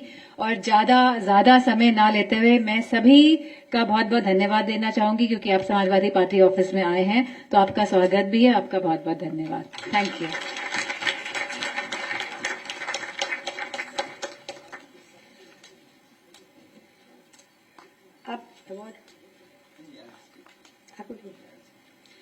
अब मैं समाजवादी पार्टी के राष्ट्रीय अध्यक्ष, पूर्व मुख्यमंत्री उत्तर प्रदेश और सबके दिलों पर राज करने वाले माननीय अखिलेश यादव जी से अनुरोध करूंगी कि वो आए और जनता सबको संबोधित करें। मैं सबसे पहले महिला सम्मान समारोह की समिति के अध्यक्ष सुश्री आदरणीय वंदना मिश्रा जी को मैं बहुत बहुत धन्यवाद और आभार प्रकट करना चाहता हूं। साथ ही साथ उनके साथ जिन लोगों ने महत्वपूर्ण समय देकर के योगदान दिया है, डॉक्टर अलका, डॉक्टर प्रतिभा राज, सुश्री कांति सिंह जी, डॉक्टर पूनम उत्तम जी, सुश्री साफिया जी, और जिनके निर्णायक मंडल की वजह से हमें ये सभी लोग जिनको सम्मान मिल रहा है, जिनके प्रयासों से, जिनके लगातार खोजबीन काम करने की वजह से मैं उनका भी विशेष धन्यवाद दूंगा। प्रोफेसर रूपरेखा वर्मा जी, सुभाषिनी अली जी, मधु गुप्ता जी, मीरा वर्धन जी। मैं जहां सबका धन्यवाद और आभार प्रकट कर रहा हूं, वहीं जिनको सम्मान मिलने जा रहा है, मैं उनका बहुत बहुत समाजवादी पार्टी के कार्यालय में स्वागत करता हूं। हालांकि ये कार्यक्रम 8 मार्च महिला दिवस के दिन होना था, लेकिन किसी कारण हम लोग उस दिन नहीं कर पा रहे थे। कार्यक्रम बदलने के बाद भी सभी लोग यहां पर उपस्थित हुए हैं। मैं उन सभी लोगों का बहुत बहुत आभारी हमेशा हमेशा रहूंगा। जहां महिलाओं की बात हो, और मेरे से पूर्व में सभी लोगों ने इस बात को कहा कि अगर समाज को और देश को देखना है तो वहां की महिलाएं, वहां की स्त्रियों की स्थिति क्या है, अगर उसकी जानकारी हो जाए तो पूरे के पूरे समाज की स्थिति पता लग जा रही है। जहां भारत में विभिन्न जाति धर्म के लोग रहते हैं, और जब हम आकलन करते हैं तो हमारी महिला बहनों की स्थिति बहुत ही खराब है। और इधर ये ठीक कहा आदरणीय रूपरेखा वर्मा जी ने, हालांकि जब वो बोलते तो और भी जानकारी हम लोगों को मिल जाती। मैं उनका धन्यवाद देता हूं कि जिस तरीके से उन्होंने जो बातें रखी हैं, और जहां सड़कों पे निकलने का आह्वान किया है, मैं तो एक ही सुझाव देता हूं। मैं अभी कैमरे गिन रहा था, लगभग 30 कैमरे हैं। अगर ये चालू हो जाए, अपनी जिम्मेदारी निभाने लगे, तो अपने आप सत्ता परिवर्तन हो जाएगा, किसी को सड़क पर निकलने की जरूरत नहीं पड़ेगी।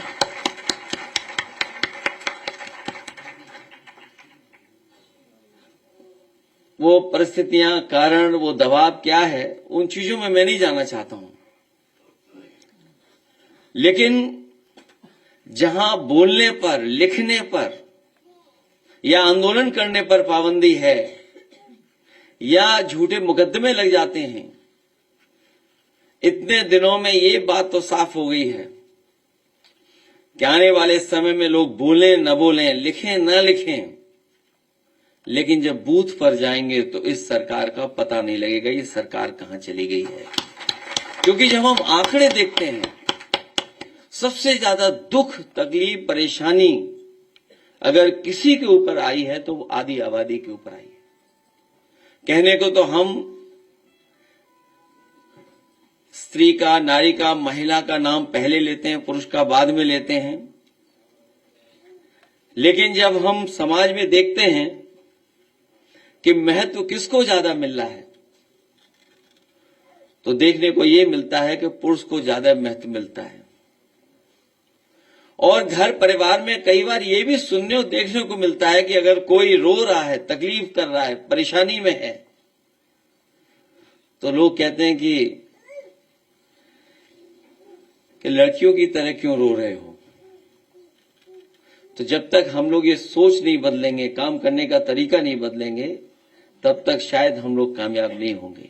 एक मकसद हम लोगों का ये भी रहा इस कार्यक्रम के माध्यम से कि हम भरोसा दिलाना चाहते हैं कि आने वाले समय में जिस तरीके से पहले हम लोगों ने काम किया, महिलाओं की सुरक्षा के लिए, महिलाओं के स्वास्थ्य को लेकर के, महिलाओं के सम्मान के लिए, महिलाओं की समृद्धि के लिए, आने वाले समय में जब कभी भी समाजवादियों को मौका मिलेगा, पुनः हम लोग उन योजनाओं को और अच्छी तरीके से चला करके अपनी आबादी को न केवल सम्मान दिलाएंगे, बल्कि समृद्धि और संपन्न बनाने के लिए भी आगे बढ़ने का काम करेंगे। जैसा पूर्व में कहा कि एम्बुलेंस, अस्पताल और 1090 वो महत्वपूर्ण योजनाएं थी। मुझे याद है कि जब 1090 की शुरुआत हुई थी तो बहुत लोग कंफ्यूज थे कि आखिरकार 1090 कितनी मदद कर पाएगी।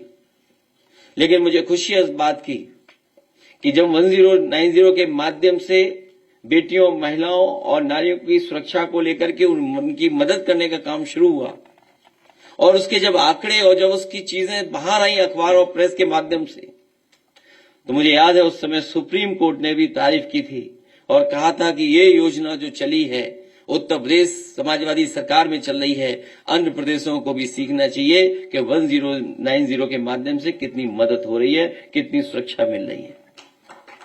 और उसके बाद क्योंकि बहुत सारी घटनाओं में पुलिस का लोग इंतजार करते थे, थाने जाएं तो शायद वो बात नहीं सुनी जाती थी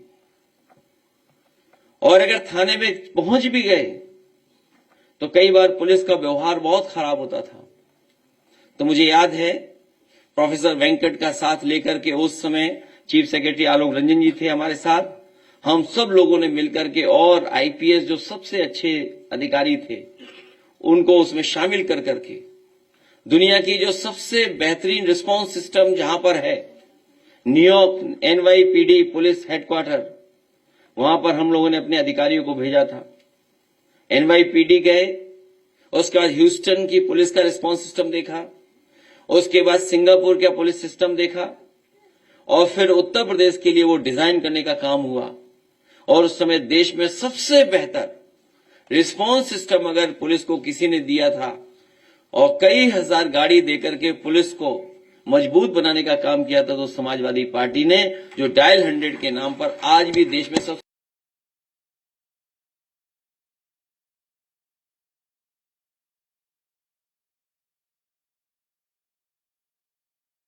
सुझाव आए थे उसमें कि हमें ट्रेन कर करके बॉयज को रखना चाहिए या अनुभवी जो पुरुष हैं उनको रखना चाहिए। लेकिन एक सुझाव जब आया कि अगर इसमें आप सबसे अच्छा रखना चाहते हैं और व्यवहार भी अच्छा रहे, बातचीत भी अच्छी रहे और कोई नाराजगी न दिखाए, तो आप इसमें लड़कियां और महिलाएं रखें जो सबसे पहले कॉल सुनेंगी। तो उस समय डायल 100 में जो सबसे पहला कॉल रिसीव करती हैं तकलीफ और परेशानी में, तो हम लोगों ने पुरुष को नहीं रखा था, उसमें महिलाएं और लड़कियों को रखा था, क्योंकि वो हैं जो दुख और तकलीफ समझ सकती हैं, वो किसी से व्यवहार खराब नहीं करेंगी। इसलिए डायल 100 योजना में हम लोग उनको शामिल किया था। ऐसी बहुत सारी योजनाएं हम लोग बता सकते हैं, लेकिन मुझे याद है कि सबसे पहले देश में बेटियों को पढ़ाई के लिए नेताजी ने कन्या विद्याधन योजना शुरू की थी। देश में उस समय बेटियों को पढ़ाई और आगे बढ़ने के लिए कोई योजना नहीं थी, नेताजी ने शुरू की और हर समाजवादी सरकार में हम लोगों ने उसको और शामिल कर करके आगे बढ़ाने का काम किया। जब कभी भविष्य में हम लोग आगे आएंगे, मौका मिलेगा जो उसमें हम बेटियों की पढ़ाई के लिए और अपनी माताएं बहनों को जो गरीब हैं उनको सम्मान और समृद्ध बनाने के लिए पहले से बेहतर योजना ला करके हम उनका सम्मान करने का काम करेंगे। और तमाम योजनाओं के माध्यम से जो बहादुर बेटियां थीं या जो उत्कृष्ट काम करती थी महिलाएं, या खेल में या किसी और क्षेत्र में, रानी लक्ष्मीबाई योजना चला करके हम लोग सम्मान देते थे। उस योजना को और मजबूत बना करके आने वाले समय में हम लोग वैसी ही योजना और रानी लक्ष्मीबाई जी के नाम पर योजना शुरू कर करके अपनी माताओं बहनों का सम्मान करने का काम करेंगे। मैं इन्हीं शब्दों के साथ एक बार फिर प्रोफेसर रूपरेखा वर्मा जी का और आदरणीय वंदना मिश्रा जी का विशेष धन्यवाद दूंगा कि उन्होंने कड़ी मेहनत के बाद और बहुत कुछ जानकारी हासिल करने के बाद इन्होंने अपनी समिति के माध्यम से निर्णय लेकर के इन सभी बेटियों को, महिलाओं को, नारी को सम्मान देने का काम किया है। मैं बहुत बहुत आभार प्रकट करता हूं, धन्यवाद देता हूं और आपको भरोसा दिलाता हूं कि बिना आदि आबादी के तरक्की नहीं हो सकती है। इसीलिए पीडीए की सबसे बड़ी ताकत, जहां पिछड़े, दलित, अल्पसंख्यक मुस्लिम भाई हैं, वहीं आदि आबादी के बिना हम लोग समाज और देश को आगे नहीं ले जा सकते हैं। पीडीए के माध्यम से सरकार बना करके विशेष महिलाओं का सम्मान और उनको खुशहाली के रास्ते पे लाने के लिए विशेष योजनाएं हम लोग लागू कर करके इनको आगे बढ़ाने का काम करेंगे। इन्हीं शब्दों के साथ आप सबका, अपने प्रेस के साथियों का भी बहुत बहुत धन्यवाद देता हूं। अवार्ड जिनको मिल रहा है, जिनको हमें सम्मान करने का मौका मिल रहा है, उन सभी लोगों को बहुत बहुत शुभकामनाएं, बधाई, क्योंकि आज जो सम्मान प्राप्त हुआ है, न जाने कितने लोग इससे प्रेरित होकर के और अच्छा काम करेंगे, क्योंकि इसमें कई बहादुर ऐसी हैं जो गरीब हैं, जो अभाव में जीवन जी रही हैं, उसके बावजूद भी वो बहादुरी का उन्होंने परिचय दिया। मैं उनका विशेष धन्यवाद और आभार प्रकट करता हूं।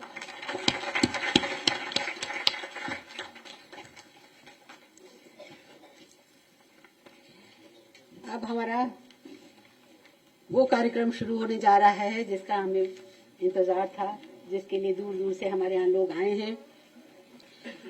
और ज्यादा समय न लेकर मैं तुरंत शुरुआत कर रही हूँ। पहला सम्मान है उदा देवी झलकारी बाई सम्मान, जन जागरण के लिए दे रहे हैं। इससे रोशनी जी को अलंकृत किया जाएगा। मैं समिति के सदस्यों से आग्रह करूंगी कि शॉल, मेमेंटो और एक एनवेलप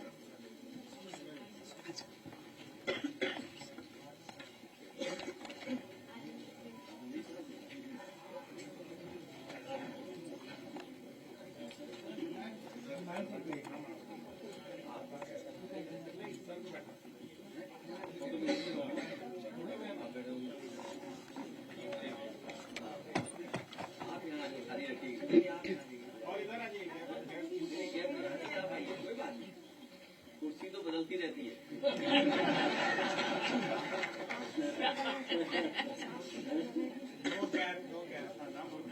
बस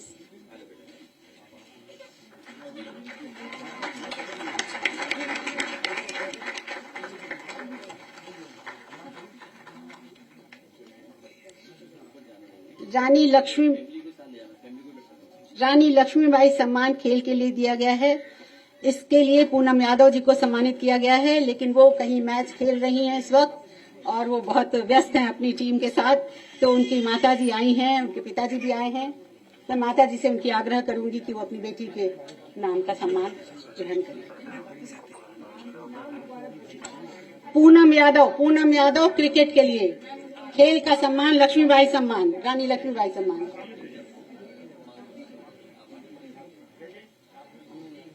माता पिता का भी बहुत रोल होता है। एक समय ऐसा था जब पूनम यादव को लगा कि अब इस खेल में नहीं रहेंगे, तो उनके पिताजी ने ही उनको प्रोत्साहित किया कि नहीं, तुम इस फील्ड में रहो और तुम बहुत अच्छा करोगी। और फिर पूनम यादव लौटी फील्ड में और उन्होंने बहुत अच्छा करके दिखाया।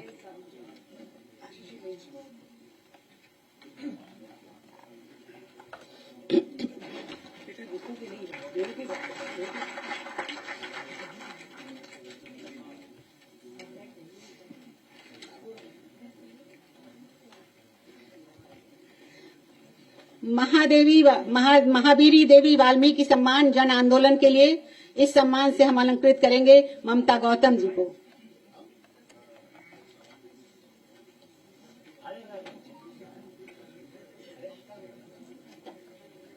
आदरणीय अखिलेश यादव जी उनको शॉल पहना रहे हैं, स्मृति चिन्ह दे रही हैं। रिंकू यादव जी, ये बहुत बहादुर महिलाएं हैं, किसान भी हैं, अरहर सरसों की खेती भी करती हैं, कामगर भी हैं और धरने का नेतृत्व भी कर रही हैं और अडानी के खिलाफ लड़ाई भी लड़ रही हैं।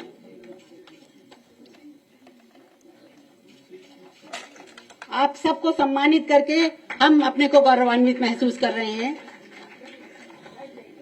बहुत धन्यवाद जी। अगला सम्मान है बेगम हजरत महल सम्मान सांप्रदायिक सौहार्द के लिए। मैं आमंत्रित करूंगी सुमन पांडे और बुशरा को कि वो आए और इस सम्मान को ग्रहण करें।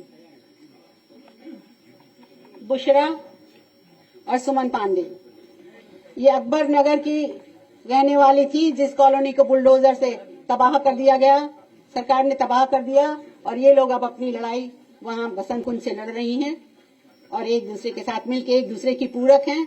पूरे समाज में इनकी धाक है। ये दोनों हमेशा मिलते रहते हैं।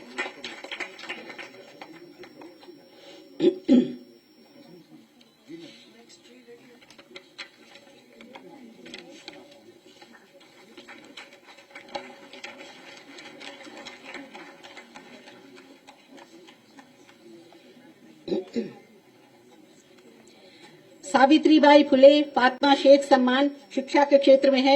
इस सम्मान से हम डॉक्टर रीता चौधरी और कहकशां अरबी साहबा को सम्मानित कर रहे हैं।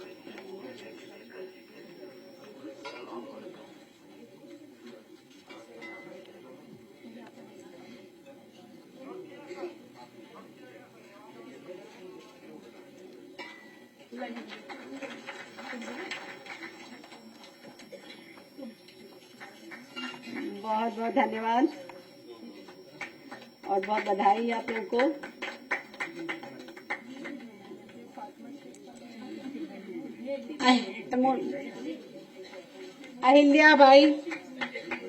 अहिल्याबाई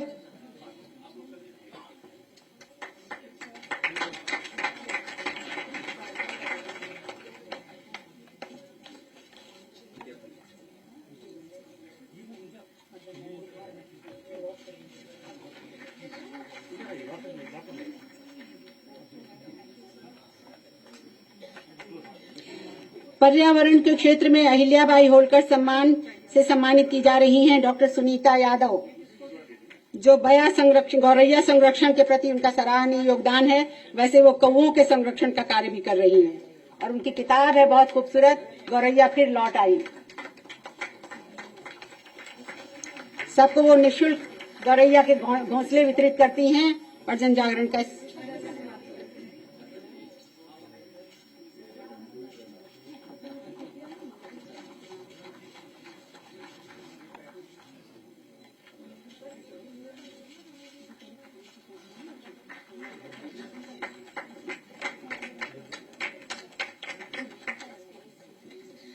डॉक्टर रमा यादव सम्मान चिकित्सा के क्षेत्र के लिए दिया जा रहा है। डॉक्टर नैयरा शकील साहबा से दरखास्त है कि वो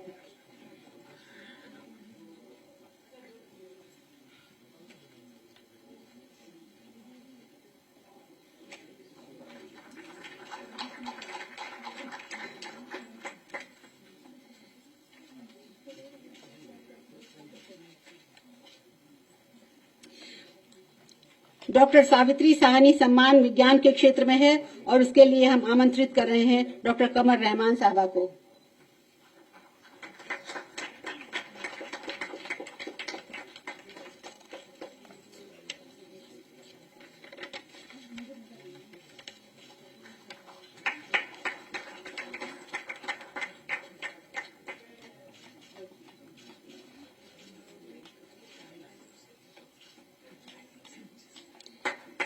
जरा जोरदार तालियां बजाइए।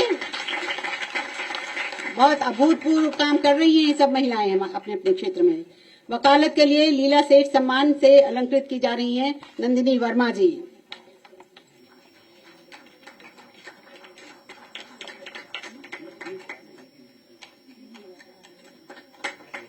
ये छोटी सी लड़की काम बहुत बड़ा कर रही है।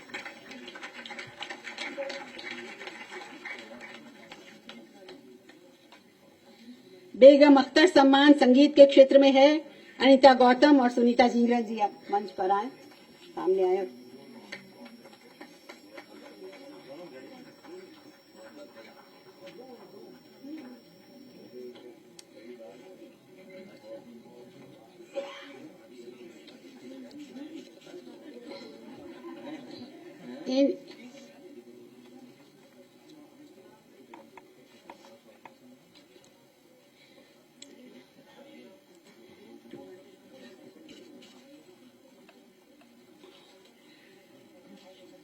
वैसे संगीतकारों का सम्मान पूरा होता नहीं है जब तक उनके कुछ गाना सुन ना लिया जाए, और उन्हें भी पूरा मजा नहीं आता है जब तक वो सुना ना लें। तो उसके लिए हम लोग फिर कोई कार्यक्रम करेंगे जिसमें इनके इस हुनर का आनंद लिया जाएगा। कमला चौधरी सम्मान साहित्य के क्षेत्र में है। इस सम्मान से हम अलंकृत कर रहे हैं डॉक्टर रेणु यादव को।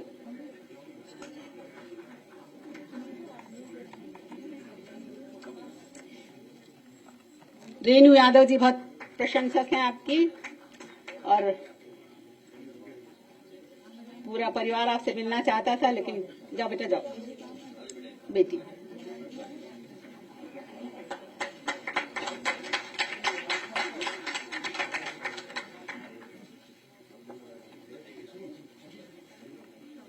कमला देवी चट्टोपाध्याय सम्मान हस्तशिल्प कला के क्षेत्र में है। इस क्षेत्र में हम रिजवाना, अक्षा और अलशिफा साहबा को आमंत्रित कर रहे हैं। अक्षा और अलशिफा फिरोजाबाद से हैं और रिजवाना यही खदरा की हैं। ये दोनों बहनें कैलीग्राफी में अपना जौहर दिखा रही हैं, अपना हुनर दिखा रही हैं और रिजवाना जी चिकनकारी के काम में बहुत प्रवीण हैं और बहुत लोगों को सिखा रही हैं। रिजवाना जी आगे आइए।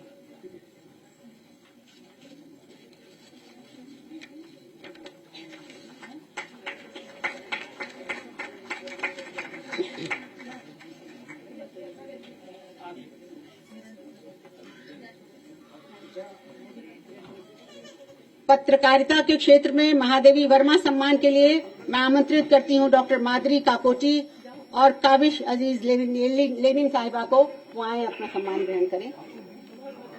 पत्रकारिता के क्षेत्र में हम लोग की जो शिकायतें हैं वो ये लोग उसको दूर करने की पूरी कोशिश कर रही हैं दोनों। माधुरी,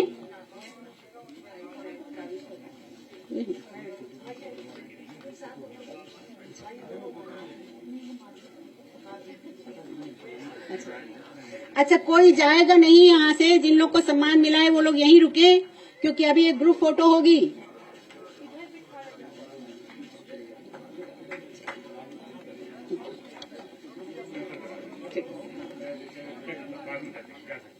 ठीक है, जो लोग चले गए हैं तो उन लोग के बाद में हो जाएगी फोटो। ठीक है। सरस्वती अम्माल, अलामेलू अम्माल सम्मान दलित विमर्श के लिए दिया जा रहा है डॉक्टर प्रियंका सोनकर को। प्रियंका जी, प्रियंका सोनकर जी किधर हैं? पहुंच गई।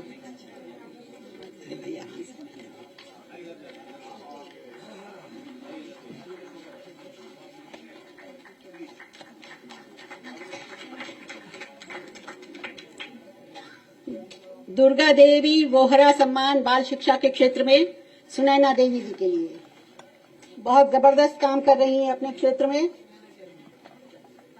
सब बच्चों को स्कूल भेजना, सबकी पढ़ाई सुनिश्चित करना और उनके लिए आंदोलन करना, धरने पे बैठना।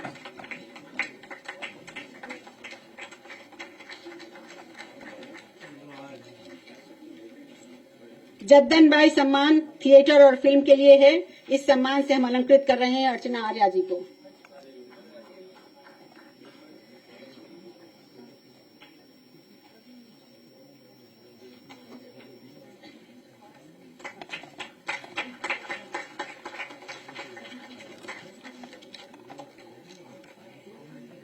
बहुत बहुत धन्यवाद।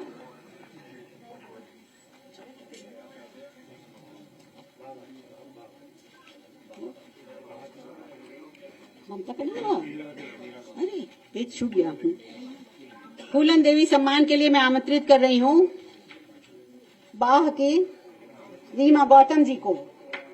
बहुत बहादुर महिला हैं। जबरदस्त तालियों के साथ घर में, अपने घर में इन्होंने अपनी छोटी बच्ची को, जिस पर तेंदुए ने हमला किया, इन्होंने उसको बचाया और पूरा तेंदुए से पूरा मुकाबला करके उनकी एक आंख भी उसमें घायल हुई, और लेकिन उनकी बहादुरी की मिसाल अब दूर दूर तक दी जाती है। नहीं अभी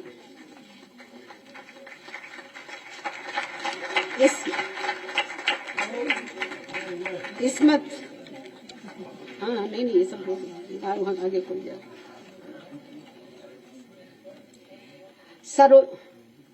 सरोजिनी नायडू सम्मान मानवाधिकार के क्षेत्र में है। इस सम्मान से अलंकृत की जा रही हैं शहनाज सिद्दीकी साहबा।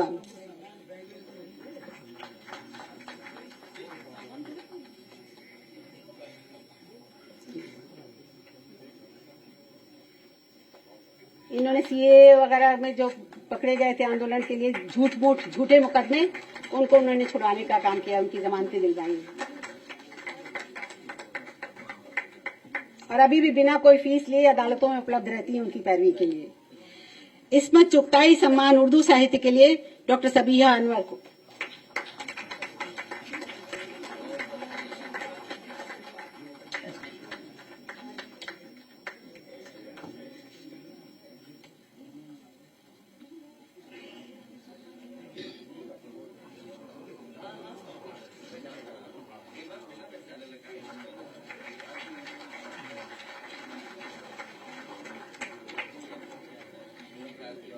बहुत बधाई।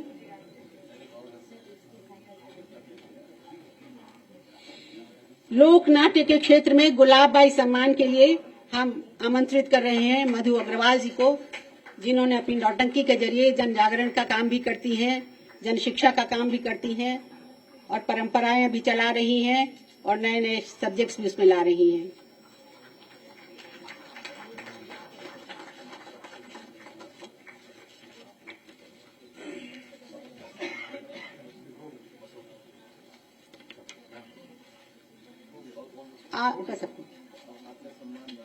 अरे नहीं, आप सबका बहुत बहुत धन्यवाद। मैं आ जाती हूँ। अच्छा सब हम बोलिएगा। हम सबकी सीनियर और मैं समझता हूँ इस पूरे प्रोग्राम का बहुत सही तरह से संचालन करती हुई मैम वंदना मिश्रा जी, उनका सम्मान।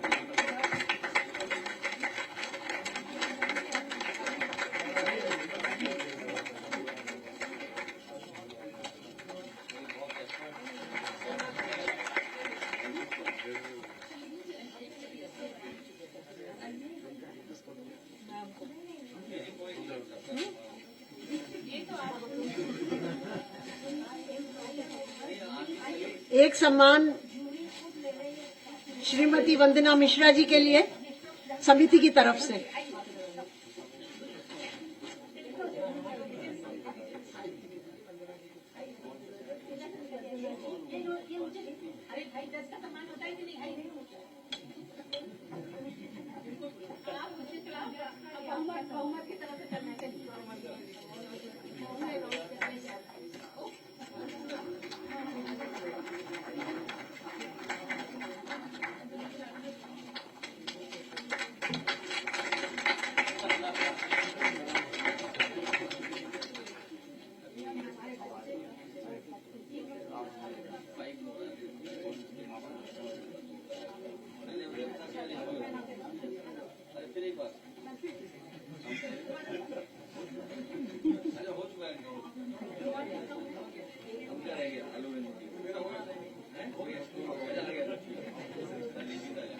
और किसका?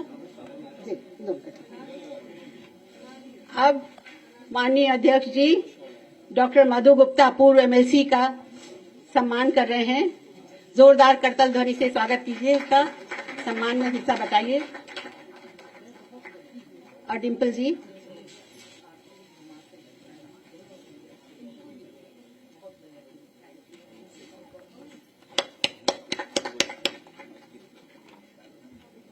मीरा वर्धन जी हमारी जूरी की सदस्य और बहुत शानदार ढंग से मेयर का इलेक्शन लड़ी थी, सामाजिक कार्य में हमेशा आगे। और अब कांति जी का सम्मान करेंगे अध्यक्ष जी और डिम्पल जी।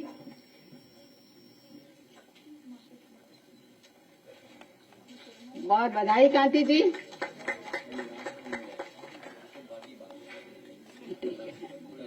ये हम डिम्पल जी को उड़ा देते हैं।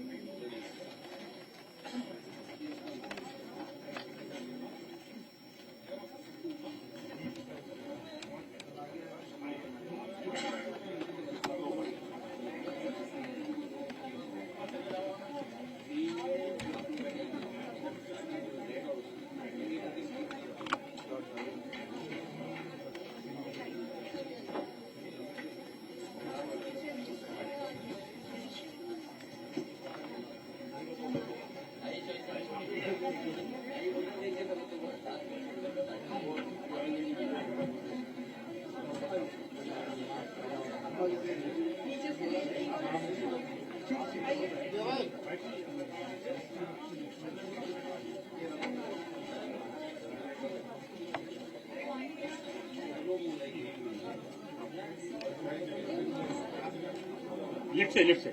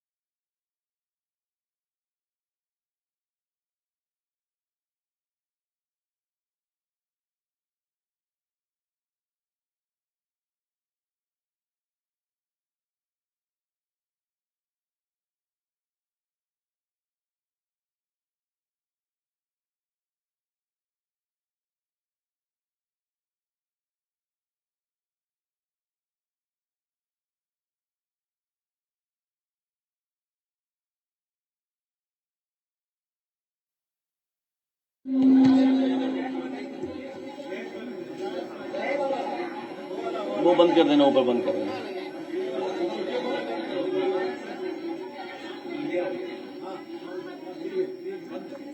एक कागज लेना लोग, एक कागज लेना, कागज लेना।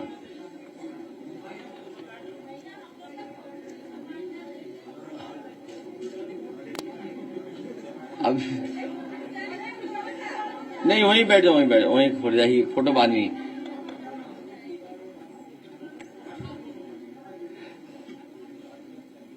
समाजवादी सरकार में मुझे याद है कि रानी लक्ष्मीबाई अवार्ड शुरू किया गया था। उसमें प्रधान से लेकर के और हर क्षेत्र के जो महिलाएं उत्कर्ष और अच्छा काम करती थी उनको सम्मान देने का काम शुरू हुआ था। और कई विशेष जो घटनाएं हुई जहां पर बहादुरी या अपने हुनर का उन्होंने जो अच्छा काम किया था उनको भी सम्मानित करने का काम किया गया था। और याद होगा आपको, यश भारती के माध्यम से भी देश विदेश या दुनिया में जिन्होंने अपने आर्ट की वजह से, कल्चर की वजह से या किसी और क्षेत्र में जो महत्वपूर्ण योगदान दिया है उन लोगों को भी बड़े पैमाने पर सम्मानित करने का काम हुआ था, जिसमें बड़ी संख्या में कवि थे, खिलाड़ी थे, हॉकी के थे, फुटबॉल के थे, क्रिकेट के थे, रोइंग के थे और कई स्पोर्ट्स और स्पोर्ट्स से जुड़े हुए खिलाड़ी जिनका हम और आप लोग नाम तक नहीं जानते थे, लेकिन उन्होंने देश और विदेश में बहुत अच्छा प्रदर्शन किया था। यश भारती के माध्यम से उनको भी सम्मानित करने का काम कर रहे थे और मौका मिला था। साथ ही साथ सम्मान राशि का भी काम शुरू किया था, जिसमें सम्मान राशि भी उन तमाम लोगों को सम्मान देकर के हम लोग प्रति महीना उनका सम्मान करते थे। इस सरकार ने उस योजना को भी बंद कर दिया। समाजवादी पेंशन शुरू की थी। भविष्य में समाजवादी पार्टी ने आज भी कहा, फिर कहेंगे, समाजवादी पेंशन भी शुरू करेंगे और विशेष नाम देकर के नारी समृद्धि सम्मान योजना को भी शुरू करने का काम हम लोग करेंगे, जिसमें कहा है कि 40,000 रुपया साल तक हम देने का काम करेंगे। 40,000 रुपया साल का। पहले 500 रुपए हम लोग देते थे प्रति महीना समाजवादी पेंशन के माध्यम से। वो योजना तो रहेगी, लेकिन 40,000 रुपए साल के देने का काम हम लोग करेंगे।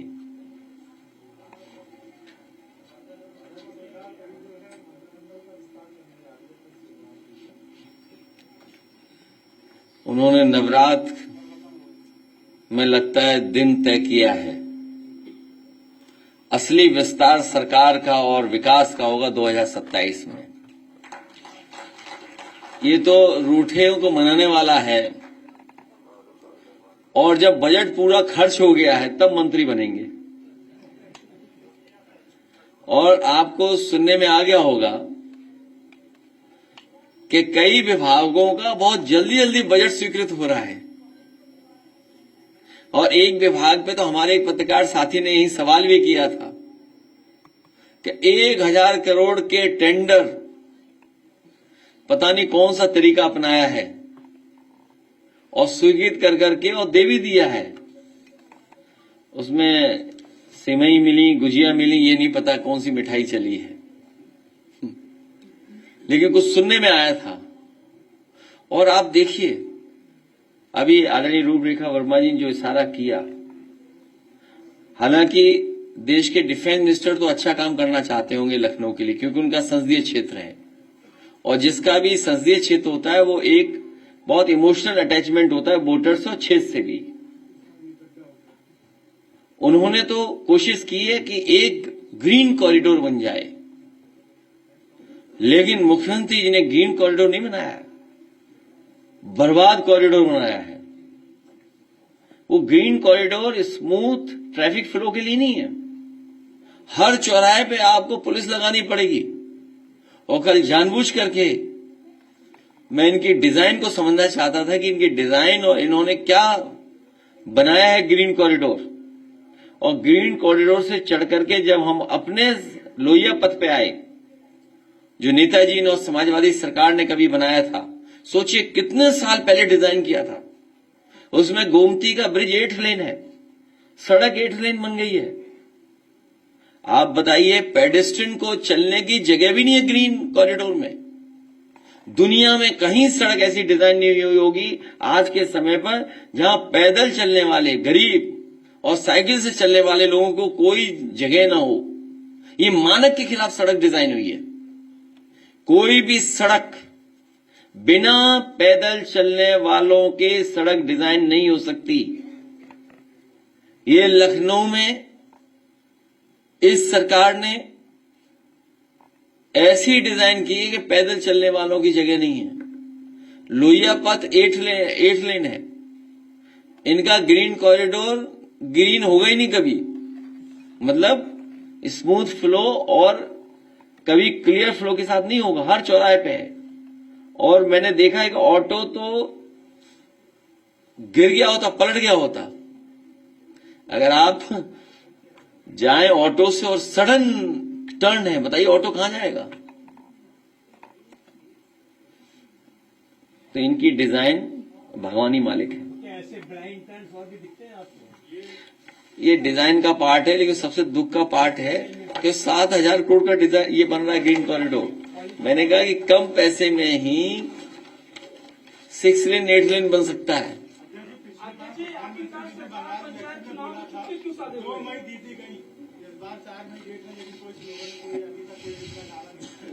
क्योंकि वो अकेले लड़ करके भी जीत रही हैं, अकेले संघर्ष कर करके भी जीत करके आ रही हैं। कितने भी अधिकारी बदल लें, चुनाव आयोग से मिलकर के बीजेपी और बीजेपी से मिलकर के चुनाव आयोग कोई भी सूची बना ले, डीजीपी, चीफ सेक्रेटरी या अन्य अधिकारियों को हटाने के बावजूद भी जनता आदरणीय ममता जी को ऐतिहासिक वोटों से जिता करके पुनः मुख्यमंत्री बनाने जा रही है। आप देखिए, पिछला चुनाव यूपी में अगर कोई अधिकारी हटाओ तो बताओ आप, और आने वाले समय में चुनाव होने जा रहा है, अभी से सेटिंग शुरू हो गई है कि कौन सा अधिकारी कहां सेट होगा। मैंने तो आपको फरकाबाद का किस्सा सुनाया था, और नहीं मानते आप जानकारी कर लोगे, अगर बात गलत हो तो बताइए हमें। अधिकारियों ने मिलकर के हमारे डॉक्टर नवल किशोर साग के मौर्य सैनी को हराया था।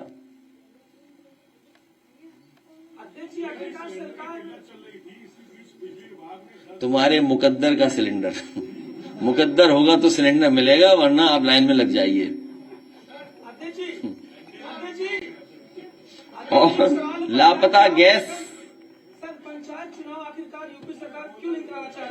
सिलेंडर है ही नहीं कहीं। और अभी झांसी का पता लगा मुझे, ये चैनल वालों को पता नहीं क्या हो जाता है, कौन सा दाना मिलता है ना जो गाना गाने लगते हैं। मैं जब लोकसभा में था तो एक चैनल के कोई आए जर्नलिस्ट मेरे से बोला कि लखनऊ में मलिहाबाद में समाजवादी पार्टी के नेता के घर पर इतने सिलेंडर मिले। अभी मेरी पार्टी की कमी है। कल ही मुझे जानकारी मिली कि झांसी में जो ट्रक गायब हुआ था, पूरा ट्रक सिलेंडर का, वो बीजेपी के लोगों ने गायब किया था। बीजेपी के नेता शामिल थे, बड़े बड़े नेता दूसरे जिले से फोन कर रहे थे कि समझौता कर लो। पूरा ट्रक चोरी कर लिया, सिलेंडर भरा हुआ, और जब वापस किया तो आधे सिलेंडर खाली वापस किए। बताइए आप, बीजेपी के नेता थे, लेकिन दुर्भाग्य एक भी चैनल ने बीजेपी का नेता नहीं चलाया। तभी मैंने कहा, अरे रूपरेखा वर्मा जी कहने सड़कों पर उतरे, ये 30 चैनल केवल सच बोलने लगे, तो अभी सब परिवर्तन हो जाएगा।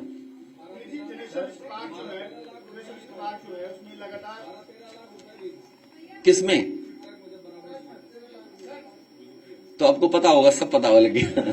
चलाओ फिर, चैनल पे क्यों नहीं चलाते हो? तुम्हारा ही चैनल गड़बड़ कर रहा था। टाइम्स ना हो ना, टाइम्स ना हो किसमें? अच्छा, रिपब्लिक भारत चले गए। और बताइए, हत्या, हाँ ये सही कह रहे हैं आप। अरे तुम बेटी का आरोप सुन रहे हो, और सांसद जी ने क्या कहा?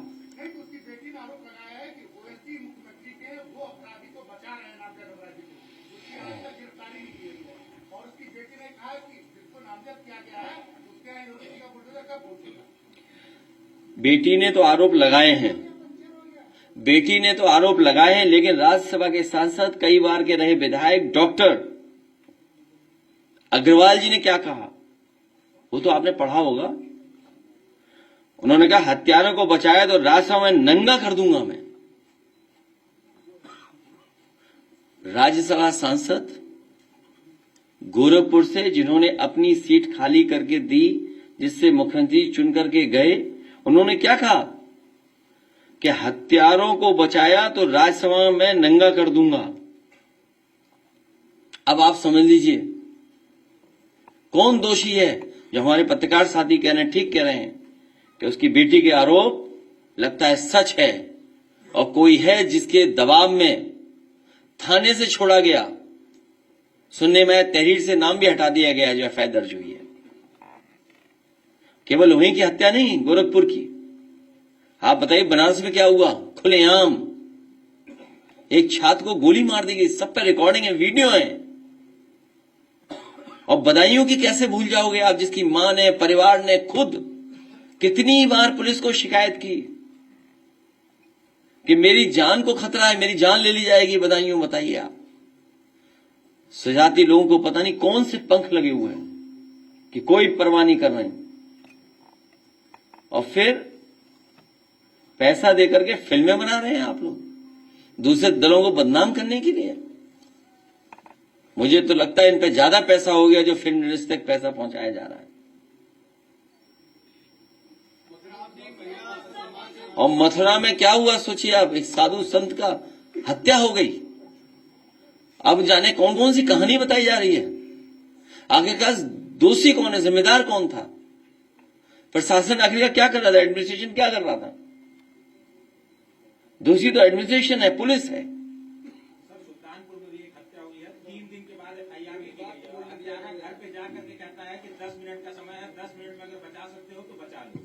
केवल यही नहीं, आप बताओ वो डॉक्टर को कैसे मारा गया था वहां, किस चीज से मारा गया था बताइए आप। यहां पुलिस से जब पॉलिटिकल काम लोगे, पुलिस का जो एक सिद्धांत बन गया है कि हथेली गरम पुलिस नरम, एक ही सिद्धांत पे काम कर रही है पुलिस, और आए दिन गांजा जाने क्या क्या पकड़ा जा रहा है। तो पुलिस लॉ एंड ऑर्डर के अलावा सब कुछ कर रही है, और गोरखपुर में तो लॉ एंड ऑर्डर की हत्या हो गई है। ये जो घटना हुई है गोरखपुर की, हमारे पत्रकार साथी पूछे, वहां लॉ एंड ऑर्डर की हत्या हो गई है। जनता से अपील है कि इस सरकार को हटाए बिना लॉ एंड ऑर्डर बेहतर नहीं हो सकता है। पार्क में जो गेट नंबर 6 था, वहां पर क्रिकेट खेलते थे, फ्री था, लेकिन अब वहां पर गैलेक्सी क्रिकेट एकेडमी को दे दिया गया है, वहां पर चार्ज लगेगा, उसकी जुताई हो गई है, उसको पूरे प्राइवेटाइज कर दिया जाता है। अभी तो लॉ एंड ऑर्डर पे रही है।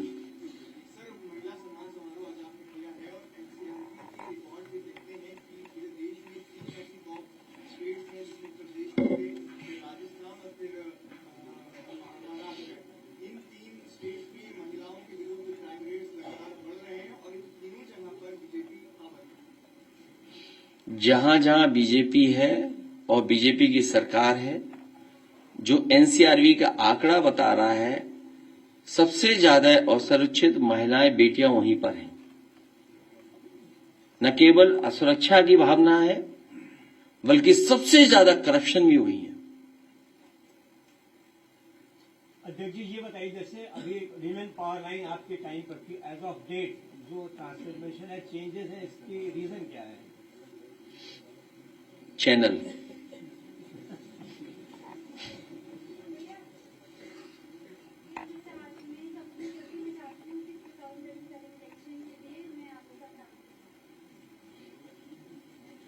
अच्छा बैठ जाओ, ये सब मदद करना चाहते हैं हमारी। हाँ? हम डेली यहीं से प्रचार करेंगे और आप लोगों के माध्यम से प्रचार करेंगे, ठीक है। और दूसरा, क्योंकि मुझे जानकारी मिली है भारतीय जनता पार्टी के लाखों के डिप्लॉयमेंट बंगाल के बाद सीधा यूपी हो जाएगा उनका। जितनी भी लाखों के लाख फौज लगाई है उन्होंने, वहां ट्रेनिंग करा रहे हैं, पुलिस को भी, सेंट्रल फोर्स को भी, और उनके अंडरग्राउंड अनरजिस्टर्ड संगी साथी उनको ट्रेन कर रहे हैं कैसे पैसा भिजवाना है, कैसे बूथ को लूटना है। सुनने में आएगा बूथ स्तर पे ही पैसा भेज दिया गया है बंगाल में। लाखों लाख अनरजिस्टर्ड अंडरग्राउंड संगी साथी पहुंचा दिए गए हैं। उन सबकी पोस्टिंग यही होने वाली है अप्रैल में। अभी अभी कुछ दिनों पहले निपटे हैं, कुछ ही दिन पहले निपटे हैं, इसलिए फिर निपट लेंगे। पीटीए की ताकत, पीडीए की ताकत इनको सोने नहीं दे रही है। पीडीए का जैसे ही फुल फॉर्म आता है, इन्हें रात भर नींद नहीं आती है। आज तक पीडीए का एक ही फुल फॉर्म निकाल पाए हैं, दूसरा नहीं निकाल पाए। और हमारे पास कितने फुल फॉर्म है बताइए? कई मिसाइल हमारे पास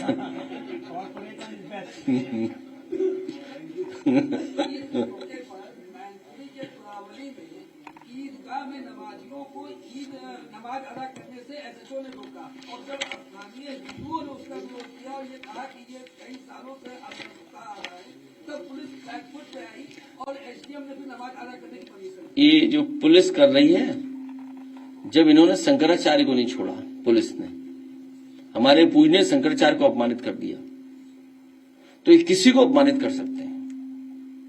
नहीं, हाई कोर्ट की, न सुप्रीम कोर्ट, किसी की चिंता नहीं इनको,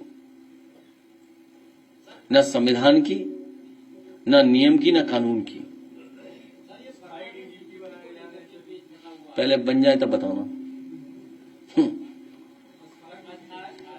दिल्ली वालों का डीजीपी होगा कि लखनऊ वालों का होगा डीजीपी? तो ये कोई पहली बार हुई है फाइल वापस? तुम भी जानते हो ये बात तो। कागज दे दो, आपका कागज ले लेंगे। ये ऐसा नहीं है कि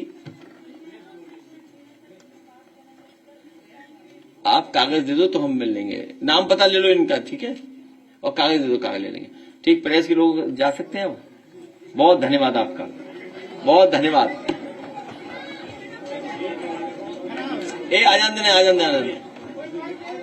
आज कर देंगे, आज कर, आई डू इट टुडे। और ठीक है।